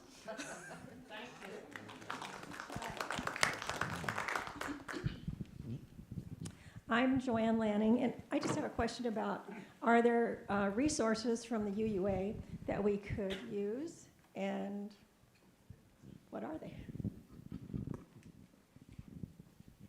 I know that the UUA does offer an anti-racist kids curriculum. I know Linda was bringing that up. Chelsea had been looking into that, like maybe offering that as kind of a summer programming. But as far as, are you asking about this transition time, or are you asking in okay, yeah, there are a lot of curriculums out there. I do not know that they have yet written one based on our new UUA values, which is why we just pulled picture books connected to those to have teachers use with the kids. But we will, as an RGL committee, be looking into additional resources. Hi, I'm Arden. My own voice sounds funny. But I am a high school and middle school OWL teacher. And I just want to say it's increasingly important that we have OWL because it saves lives and it will save lives. And I'd love to see it available across all the levels for our church community, as well as expanding to some of our cultural cousins, the UCC, Blue STEM Elementary. These are folks with similar principles. And the hardest part of running OWL the last time I was involved was the low numbers. And so numbers feels really crucial because it's just, like I said, a fabulous program. Thanks. Hi, I'm Mary Kay Stillwell. We were older when we joined the church, so our kids didn't benefit from the programs here. But Melody, every week I get those emails. And I'm really glad to know what's going on in RGL because I don't have kids in the program. I feel like we as adults are kind of siloed here while they're maybe siloed there. And something struck me during the sermon. AJ talked about our survival. So how can we make our kids feel part of our community? Is that something we should ask our worship associates to look at? Can our kids be longer in our service, or can they come to our whole service? I don't know that there's anything, anything X-rated that they should be excluded. The other thing is maybe RGL can do important work on these Wild Wednesdays. I think I heard that they were for adult RGL as well as kids. And that's one thing I'd like to see incorporated. The UUA has a program called Whole Church. I think it's called Whole Church RGL.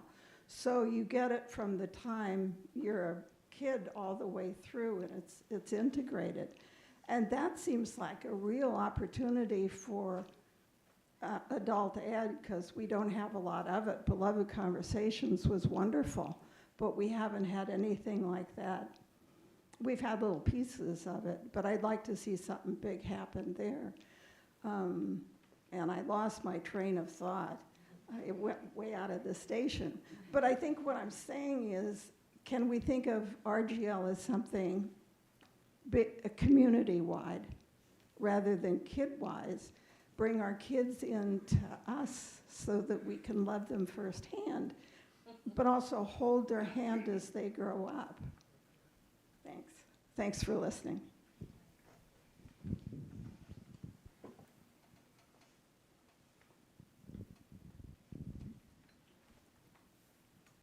Hi, I just had a wild idea. Why don't we combine Wacky Wednesdays with Super Supper? Maybe once every 2 months, during the winter, late fall. Just an idea. Harry Hafer. I go back a lot of years here, but I also grew up in the Unitarian Church in Boulder, Colorado, which may be an offshoot of Unitarian churches. I don't know, being from Boulder, but I just think back to when I grew up in the church, the classes we had. We were given carving knives in 4th grade, 5th grade. We made Kachina dolls. I remember slicing my thumb pretty good. I'm not suggesting we do that. I'm just saying how much it's changed over the decades of society and youth and whatever else. But one of the things I think I've always thought would be useful to do is to do more with the Omaha churches, adults and youth. Years ago, we used to have about, 3-4 years in a row, we probably had a church retreat, YMCA camp and then a 4-H camp, a multi-church retreat where you'd get more families and kids. So these small group we have connect with the small groups that they have and realize that they're not alone in the liberal thought for youth.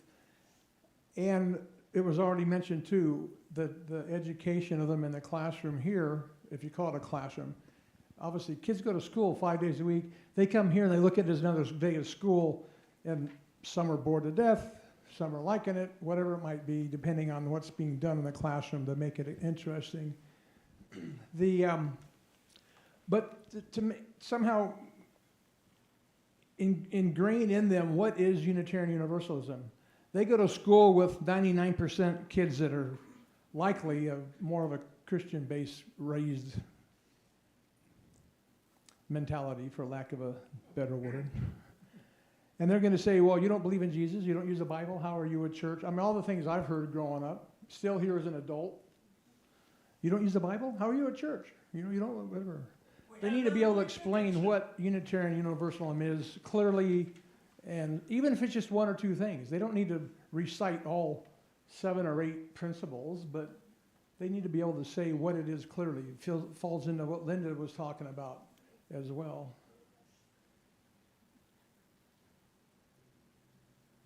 Mary Ann had also the aspect of the potlucks, or I've always thought it'd be nice to even have a once a month potluck at church as well. Organization, someone to do it, someone to clean it up, but maybe that would help bring some more folks in too. Beyond the Omaha connection, there are some fellowships, I think, still in Kearney and Scottsbluff to maybe create a statewide Unitarian retreat. Kearney or something. They've got some great facilities, and there's some Kearney State Rec areas nearby, whatever, to do some outdoor stuff with it.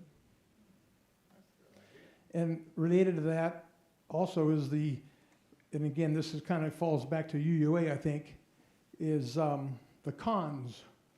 Those of us that have been there long enough to know that our kids used to have conferences, youth cons, high school mostly, some middle school. Takes several adults, obviously, to chaperone. We hosted some here, up in Omaha as well. Used to be a regional one in Boone, Iowa, that I even went to help chaperone. And I think, Larry, you've been on them. Linda's been on them. Some other longtime folks. Amy's been. So, and you went as a kid, even as a youth. So, yeah. So, and maybe that's the big. There are issues that happen. At some point, I got the drift and they kind of went away, but maybe they can somehow be reinstigated. So, thank you.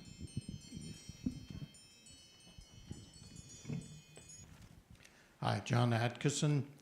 One thing that I think is a natural value to transmit to our kids is our tradition and history of being pro-peace and anti-war. That's going to be an issue coming up.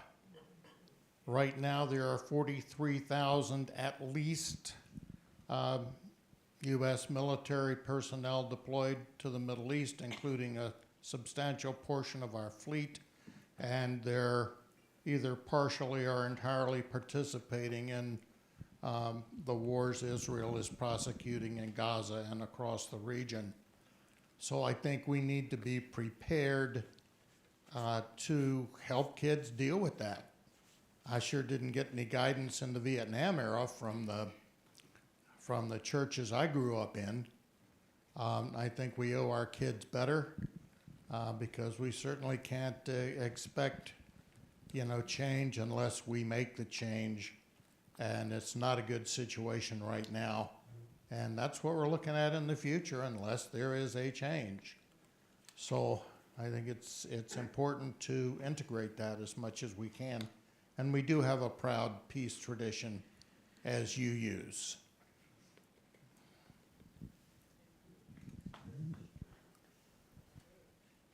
Hi, my name is Jason Slaughter. I'm a member of the board as the treasurer. I'm not going to talk about money, so that's okay. But RGL does take, have a budget, and that's always good, and the RGL committee does a great job of managing their money. But nonetheless, one of the things that Kim brought up in her presentation is she would love to have new members of the RGL committee as well.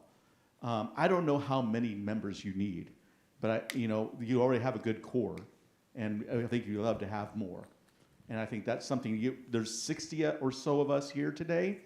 Maybe some of you would want to go to the RGL committee and be a part of it, because these ideas that we're talking about are going to need people to make this work. And another thing about the RGL committee is going to do, according to what I've been understanding of the process, is that they're going to create the job description with the help of staff to hire this person that we're going to be hiring. So if you want to be on the ground floor of that process, please join the RGL committee. It's important. You know, I have a son who's now just graduated and now he's in college, and he did coming of age. Harry was his mentor, and I tell you that it changed his life. It really did. And I hope that as we get more kids, they'll be able to go through the coming of age process. It is such an important process that this church does as kids grow up and into their junior and high school ages. We have that bridging ceremony every year, and I love to see over these next years we have more and more kids cross that bridge into the young adult that have the values of the Unitarian Universalist Church inside their hearts. And so that way, when they go out to the real world, that they will have a foundation of what we are and how we put those values inside of them. That's so important. But again, it takes a lot of work. It takes this community. That's why we're here to talk about it, to have these ideas, to start going in and volunteering, being part of the program. And it's so important that even though we're talking about it, the next step is actually doing it. And I'm so happy and anxious to get started in this transition process of our church. I was hoping we see 20 people, to have almost 60 people here. This is such a great, this is such an amazing thing to look at, that we're all so that informed. Now, one last thing here is an idea that I've had for many, many years is, should we as adults be training our kids like how to change a tire? How to balance a checkbook? We don't know how to do that. Yeah. You know, those basic things when they're ready to, that process of going out to the real world. Schools don't teach that. We all have wisdom. We know what it is to how to find the right apartment to rent when they're your age, or maybe what a mortgage is, how to save for retirement. What does an IRA look like? If I get a job, what does a 401k look like? Those are things that I wish, whether it be for kids or even adults. I'm still adulting. I'm still learning things. We need to share our wisdom. And the only way to share the wisdom is through RGL. RGL is just not for kids. It's for adults too. And I'm so glad AJ is doing a class here today. I think you can still sign up. And so please think about RGL, just not for the kids, but also for adults.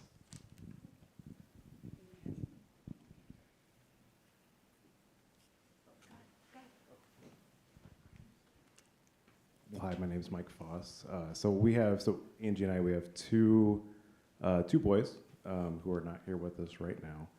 But so from our experience, our boys like to stay in the service with us. So, just speaking from our perspective, kind of some of the thoughts about more of a, community-based, family services is appealing.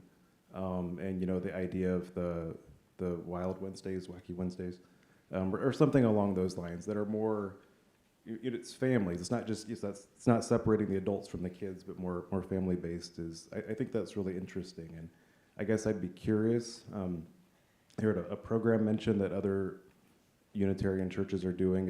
What are other Unitarian churches doing? How is, are there other ideas that we could be looking at? The OWL program is great. But and like the pen pal, you mentioned the pen pal program is things like that are, people show up, there's good attendance and all of that, and we saw that when we did the pen pal program once.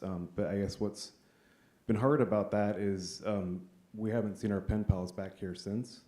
So finding ways not only to engage families but to keep them coming.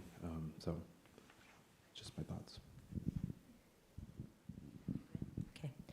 I'm Christine Davis, and I don't have kids in the program at this time, but both my kids went through it.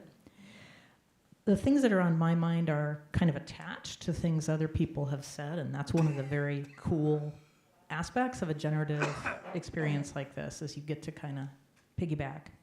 So I think I'm going to start from the bottom of my list. One of the things that was mentioned, and I'm sorry, AJ, I can't remember if it was in the service or when you were just up here, but this idea of committees being siloed and groups in the church being siloed. What came to my mind is, what if every committee of the church had a component that ties to youth in our church, so that there was a connection, or they were thinking about how does this connect, with youth, and it gives them more chances to build community, to know some of the other grown-ups in the church, and some experiential learning. I think it was Melody who mentioned the experiences in nature and the opportunity, and I want to make the explicit connection between that and what Linda had mentioned about climate awareness, climate change. I think all of that is tied together, and would be great to be intentional about that. It's been a while, but a few years back we were talking about the process of faith formation for adults, and one thing I have not ever considered beyond the coming of age program is, what are the milestones in faith formation for kids in our church? What does that look like? Do they have a way of feeling like they are building their identity as UUs? Do we recognize that? Do we acknowledge that at different ages? And what might that look like? I have no idea, but that's swirling around in my brain. The other thing people have talked about, the presence of kids during the service and so forth. But I'm also wondering, and I know we've done this in different ways over the years, but we have such a commitment right now, for example, to justice in action.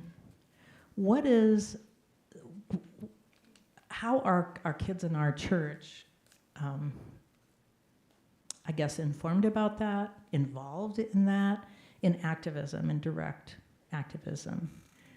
Do we have that in our thinking? Or when we do our adult things, do we even pause to consider what's the way kids can also know about and feel a commitment to some of these efforts? Because I think it was Melody who mentioned, reaching out to expectant moms, and maybe we expand that to expectant parents.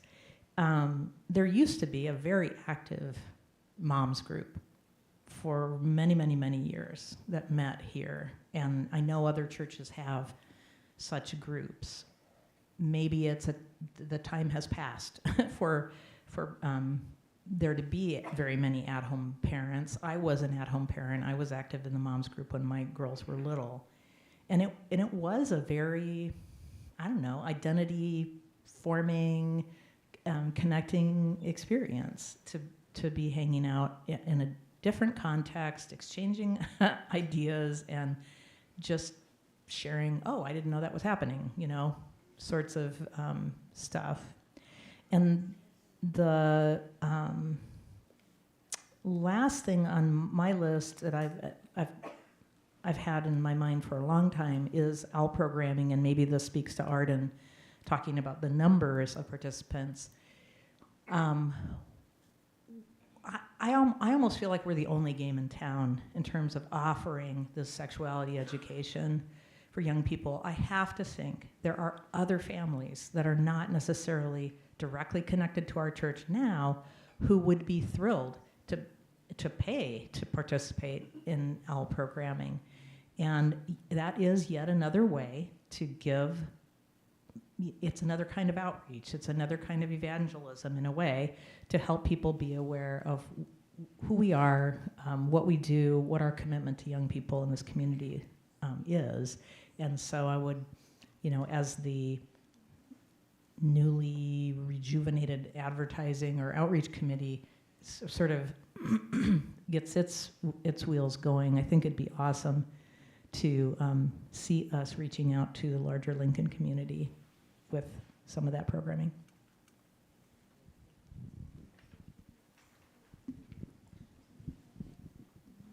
Am I jumping in? Judy Hart. I want to turn it back to the parents a little bit because I think we've been talking a lot about outcome, expected outcome. And once the kids are here, they have there's wonderful programming and they're learning lots. My question to the parents is, how do we make it easier for you to bring your children here? Kids can't drive, so, they have to show up to benefit from some of this programming. So how do we help the parents? I'll just leave it at that. How do we help the parents? And hopefully some parents will respond. I'd like to speak to something that Christine said about getting the kids involved. Oh, I'm Joanna Fink. Getting the kids involved in youth in action things or justice work or whatever. In the past, we've done things like the UNICEF boxes at Halloween. We had Stranger at Your Table, the little boxes where I don't remember what period of time it was, but you put a certain amount. It was, I don't know, something like the average amount it would cost for a meal or something for a couple of weeks or a month or something. Those would be things that those are things that get kids directly involved, especially if you have it on the table or whatever. Can't hear you, the microphone's not right. Oh, I'm sorry. Well, anyway. I'm Heather Hillhouse. I am on the transition committee, but I'm also a parent, and I frequently have things to say. One of the things, as a parent of a child who has two households, who is not with me every weekend, for a long time, I prioritized that personal time with my kiddo, and I deliberately scheduled myself at things at church when they were not with me, so that I could spend that personal time. And then at some point, I got an email from Chelsea about something, and it was please bring your kid. They can't learn if they're not here. And I'm a little embarrassed to say that I hadn't actually thought about it that way, despite the fact that I was coming specifically so that my kid could have a community. But sometimes as parents, we are so busy in the day-to-day and just surviving and getting through that we need those reminders. Some things that would have been really helpful for me and would still be really helpful for me is being able to plan farther ahead. Now that I have been at this church for several years, I sort of have a vague idea of when water communion and stranger sheriff, I slowly have figured out when these things happen, but I usually see it maybe the week before. I can't plan for it with that amount of time. Realistically, with two households, sometimes I can't plan for it anyway, but having more notice and more awareness, even if there's a whole year calendar, because I guarantee you most of these events are planned out really far in advance, and I can't get there if I don't have an extensive amount of time to pre-plan that. And the other thing is, as a parent who works and who shares my kid, I often can't help with the RGL stuff. I am so buried in life that I can't do it. And we make a lot of asks of people that are out of this part of their life, but this is one that I would really encourage because it's really hard especially as a working parent, single parent, it's really hard to commit to more stuff. I can get my kids someplace. If there's I love the idea of the Wednesday. I could come earlier on a Sunday. Staying late kind of hits lunchtime, so that's a little squidgy, but I can get to things. I don't always have the capacity to help plan them. So any help that we can get from the greater community is really important.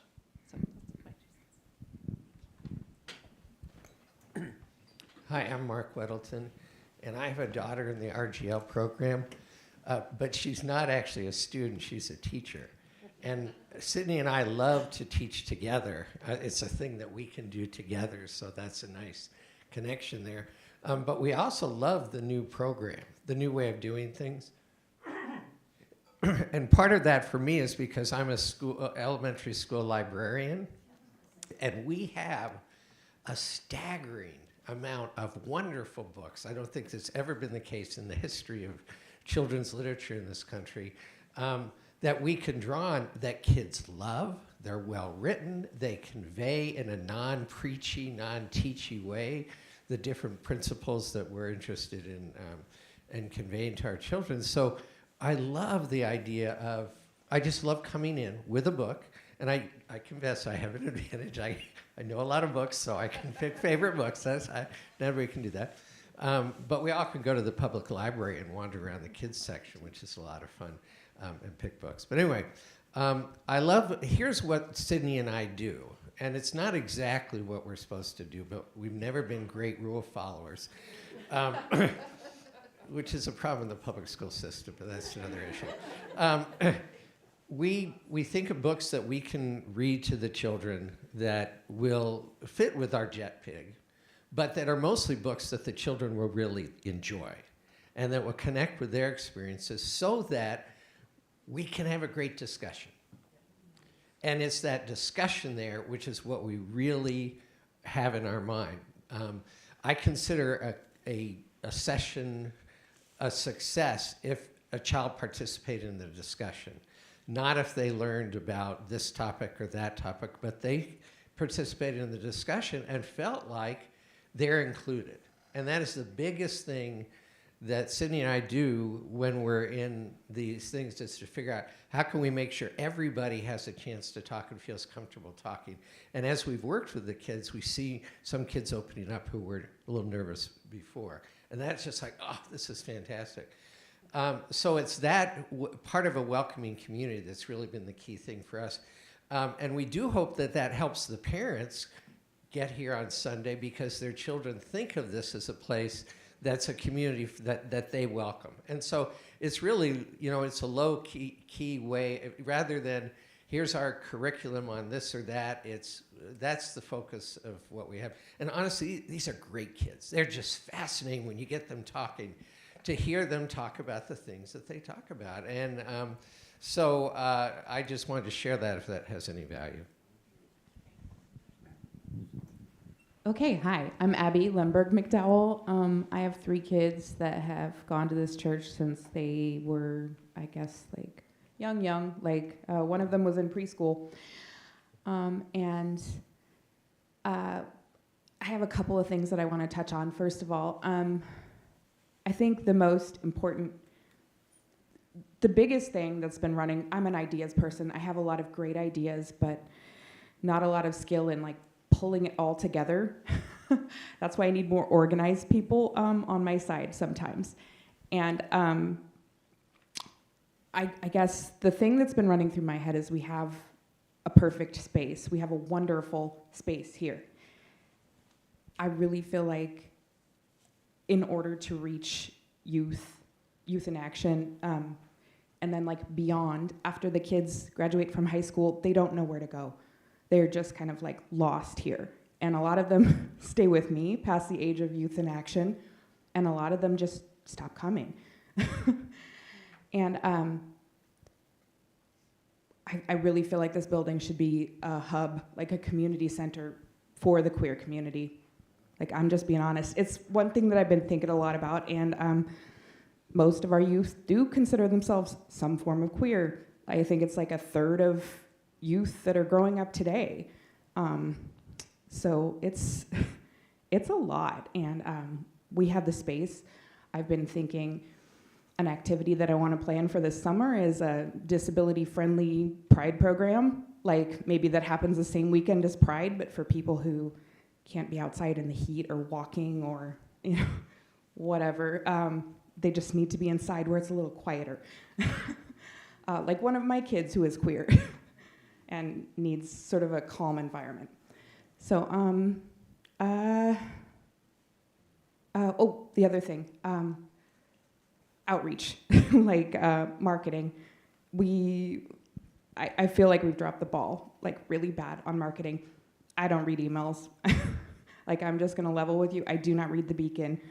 Like, I just see an email that I know comes every single week, and I just immediately hit, like, just swipe it, because it's like, it'll be there.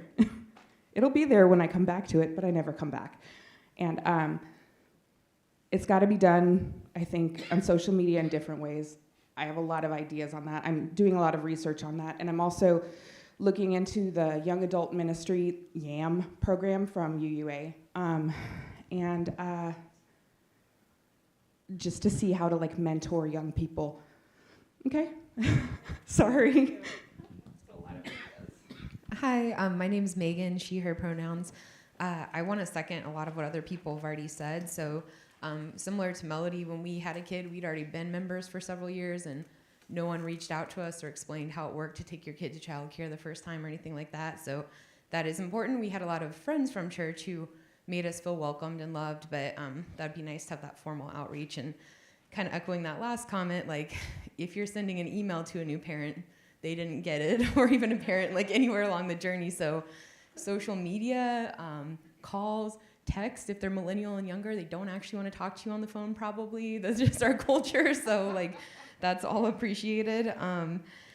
And yeah, I would just, what everyone said about OWL, that's something that really, like when we joined this church before we even had kids, like was something that made me really want to be a part of this community. So I think that's great. And I love the idea of bringing in outside folks and making them feel welcome into that service.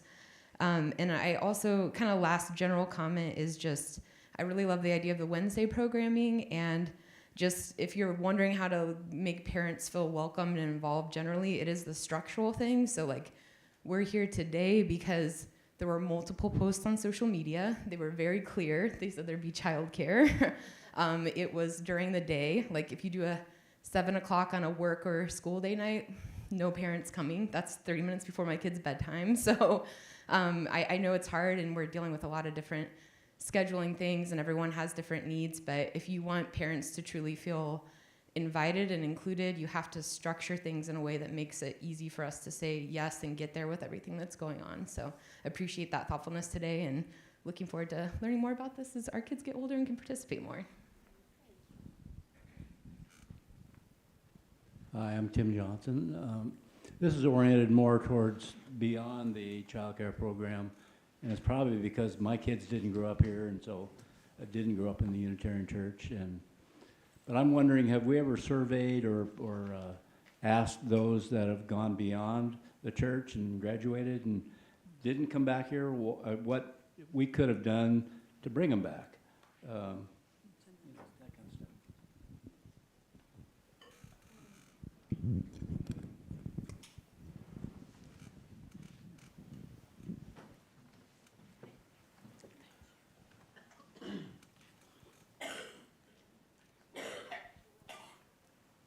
Okay, I'm Julie Gibson. I have just a couple of ideas. They're probably spin-offs from what Christine said, but I'd like to throw them out there anyway. One of the programs in town that I think is most successful as an outreach program is the Teammates program. And I wish our church maybe would think about a team mentoring program. Not just for teens, but for all newcomers, to be assigned or have a volunteer sign up to be a mentor for that person when they join the church, so that newcomers have invitations to come to things and the whereabouts, how to get there. For different events they might be interested in. But I think a mentoring program would be extremely helpful, and I'd like it to be cross-generational. I also think we have a lot of talent in this church. I would like to see that spread around a little bit. Maybe this is the time to do that. Mark mentioned having access to lots and lots of reading materials. I think all of us have come across books at certain times that we'd like to share with the kids. I would like to volunteer to be a time for all ages sometime, and I think it might be helpful for our young people if they got to see lots of people from the church doing that role, sharing their stories from different readers. We can run them through AJ first, the books that we chose, or however that, through the committee, however that could be arranged in order to maybe get the pictures up on the screen for the kids. But I have a wonderful book I'd love to share, and I have a wonderful time for all ages I'd like to share with the children. But just miscellaneous ideas. I'm Karen Hafer, and was involved with RE. That's what got me involved with this church, because I wasn't really felt comfortable even in the adults, so I was back there with the kids. But anyway, things have changed a lot since then. Shelley we were on committee together. And as far as Tim, to answer yours, I have 2 children that are in town, came through this program completely. They still consider this their home. And when they have the time, they will be here. Or if it's special, they'll be here. When Julie asked specifically and contacts Bailey, say, hey, are you available to sing in choir? If she's available, she will. But they're busy. They have lives, they formed lives of their own. This isn't, they'll be here if we need them, that type of thing. They were here to help Chelsea with her service. So that doesn't really maybe answer your question, but to get them regular service, I've tried. But as far as time for all ages, we used to have different people do it. I did the very first one that Fritz ever did. I could even tell you the book, the Winfred Gordon, whatever book. And we did have different people do it. So that has changed, but that's the way, again, that's history. Another thing with history, we had programs like Rainbow Path, which really got the kids involved. And we had different people from the community. We had different stations in the classrooms where kids rotated through. One was arts, and we had somebody from I think Larry Pelter did something with the kids with art, and we did different things. So there's been things that we've tried all through the years. So the one thing, though, that I think has been consistent, and I hope it will, has already been mentioned, that we be sure that the kids understand what UU stands for, whether it's the principles, which I know are not necessarily, but that's what my kids grew up with, and they still know them because of all the curriculum. It was. And then also now with the JETPIG, with the new Article 2. But so they understand those and be able to feel like they could maybe not articulate them like, robots, but at least feel them, and if they do, some of these other things will happen. They will understand why climate change is important. They will understand racism is important, because that's what those acronyms, that's what that whole thing was about. And to me, the exciting thing is that focus on love. And that, again, will take care of a lot of the things we're talking about. Is if they really feel like they can approach anybody or anybody that's different and feel that they're accepted. So I applaud the RE committee. Like I said, I was on it for years and years and years in the past when my kids, and I will say, parents, that when we did it was a lot of parents that were on, because that's the reason I got on it, because I wanted to be sure I knew what my children were being taught. And I will say also, it doesn't have to be anything up there, it's just a sideline. The one parent that did come to my classroom and ask, what are you teaching my children, was Beryl Maitling when she was here as a parent. So Anyway, again, I applaud the committee, and there's a lot of great ideas on there, but it takes people. Hi, I'm Melanie Reinmiller. I have a 6-year-old. He's about to be 7 here at the end of the month. But he is just starting to be ready for sort of the more classroom experience. And I realized that I don't know a lot about what's to come.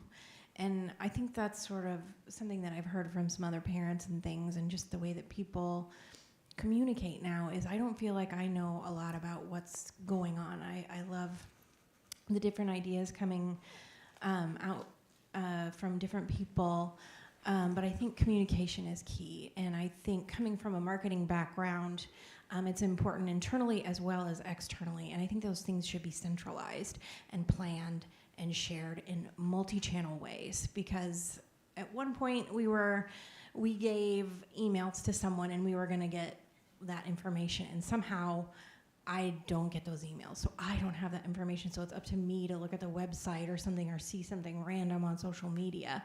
So I think it is important that, I think I heard there was maybe an outreach committee or something, is that a pipe dream? I don't know. Okay, yes. So I love that idea, and I love the idea of like, doing a better job of letting people know not only like this is going on, but the process is when your child comes, this is what to expect. This is the curriculum that they're going to have, or whatever you can to be transparent about planning so that parents can decide, I want my child to be there for that activity specifically. I also want to echo that comment about I do want my child to understand not only the UU faith, but how it differs from other faiths. And I'm really looking forward to that, because right now we haven't talked about it a lot because we don't feel like it's super appropriate. But he's getting information from grandma that I'm not entirely comfortable with. And it's hard to contradict grandma. So I really appreciate coming from other voices, those different ideas. And I'm excited for him to experience the OWL program. And again, the outreach on that, I think that the UU Church in general could do a lot better job marketing itself. We have amazing things here, and from what I understand, traditionally, and it sounds a lot like universities, we're like, oh, well, we don't advertise, we're too cool. Or in the case of the UU, they need to find us to feel comfortable. And maybe it's a safety issue, I don't know, but we need to get out there. We have a lot to offer, and there's a lot of folks that could use it. There's a lot of my friends who are like, oh, maybe I'll go, but they don't understand what it is, and like I'll tell them, and maybe not in the best way. I think we can do a better job of getting out there. This is Kim Zeman. I'm speaking as a parent rather than RGL. I have 3 teenage daughters who grew up in the church, and many of you know, most of them are pretty shy. They feel more comfortable back there with their peers. They do enjoy the all ages services we have on occasion, but they also need that safe space where they develop those connections and relationships with their teachers, with their peers. So I do think we need to think about children are very different. Some of them are going to really want to be in the service. Some of them are going to really want to be back there doing the arts and crafts, listening to the stories, doing those things. And as far as when we do have those intergenerational services, I think we need to put a lot of thought in of what are we doing to make it an intergenerational service? What are we doing to make it child-friendly and engaging for the children? Because I grew up as a Lutheran who sat through a lot of church services and a lot of sermons that definitely were not engaging for anybody, but especially not the kids. So thinking about that, what are we doing to make it an all-ages experience for them? And then I just want to plug, we have been developing a family library. It's in the old middle school room. We have a lot of picture books and kids books, graphic novels that connect with our UU values. We have a lot relating or having LGBTQIA characters. We have a lot on climate change and interdependence. And so we do have those resources. They are available for checkout from anybody, not just families. Okay? And a lot of the money to buy those books were from Laura Weymouth's estate that she donated money to our church. And so please know those are back there. There are still more books that need to be processed and put into that collection, but that is a resource back there. So. I know you guys want to go get some lunch, so I just have a couple quick things. One is I am so incredibly excited to hear many of you talking about marketing and advertising, and I hope that even if you're not able to come to the visibility team meeting on January 23rd on Zoom, that link will be in the e-blast, and I will send it to you directly if you ask me for it. I would like to get more of your opinions about how we can move forward with that. And I'm not whining, but I'm just saying that my hours got cut last year and the marketing budget got cut. So I don't know who or how you thought that was going to happen. But it will happen. And we are excited about what we're going to do with the new forum here. The other thing I want to say really quickly is that I need 2 people to stay for 5 or 10 minutes if you can when this meeting ends, because there's a party here this afternoon and I can't move that pulpit by myself.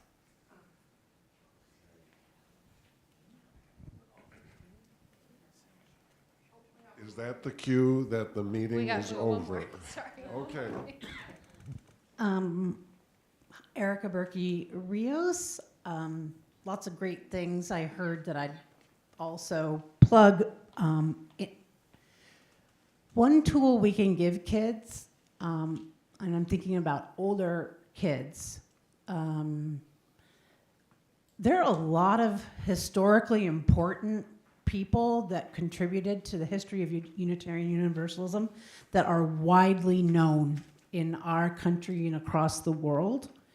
And a lot of times, I don't even know them now. Not that a 15-year-old would be interested in that, but if you can say, well, do you know who Walt Whitman is? Or some other person, it's a way of being able to share our history and defend and explain who we are. And as long as we keep in mind an anti-racist, vision on how we talk about that historical part, I think it can be a tool for kids if we do it in the right way. All I think I'm saying is that used to be some of what we did. And I also have to put a shout out for world religions. I learned about world religions when I was here, and that was important to know that there were other things besides Christians growing up in Nebraska. And thank you, I'm done.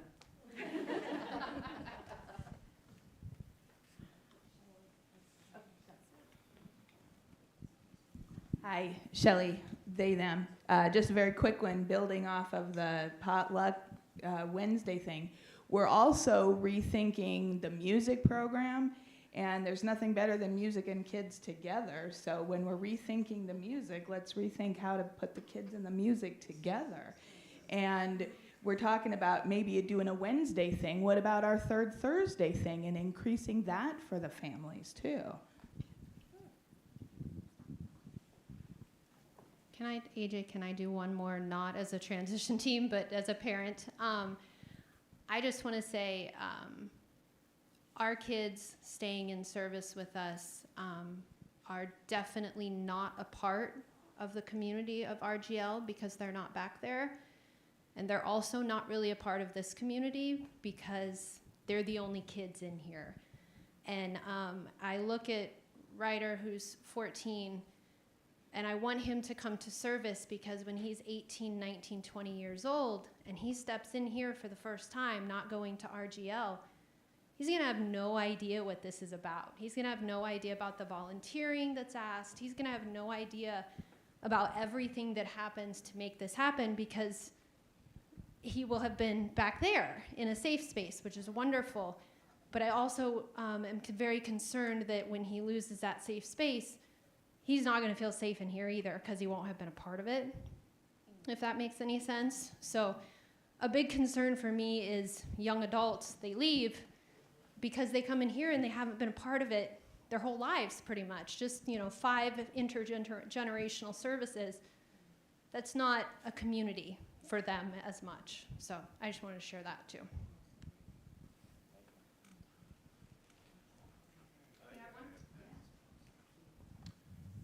Yeah, I have a lot of.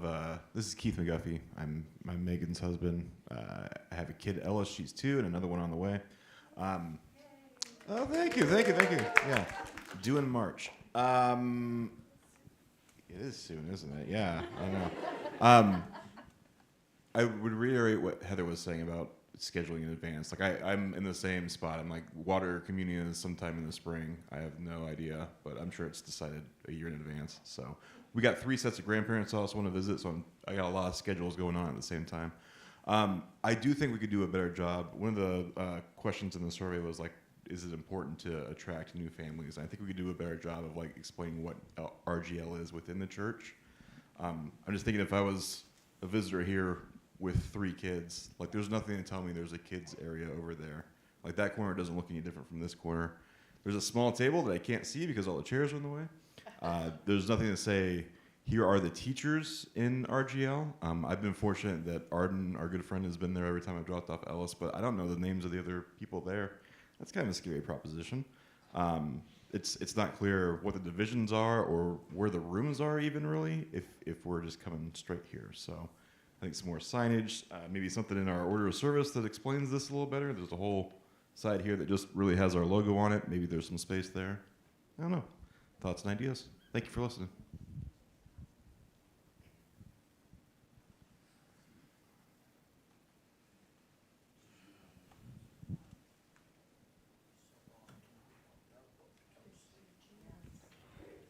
My only announcement is if you have filled out a paper survey, as you're leaving today, if you could leave it back either on the AV table back there, kind of where their Heather is, or there's a couple of stools there on this door. If you could just plunk them down there and your pencil, that would be super. Thank you. Thank you. Wow. Kim, you had me when you said graphic novels. I've got to check something out here. But, change brings anxiety. And I'm sorry I didn't start with that. But you went right past it. It's counterintuitive. But one thing I do want to keep saying is lowered expectations, right? We can't solve all the issues, but we start somewhere, right? And I am breathless with how much concern and love and experience has been in this hour that we've spent together. In my sermon today, I said, I'll give this place an A. You know what? I'm giving you an A+. That is, you really care about this place, and there is so much potential, and oh my goodness, we have so much material now. And again, we're just at the start of this. So thank you so much for taking time. Stay in the loop. We want to keep the communication going. And have a lovely afternoon. Thanks. And would the transition team gather for a moment up here?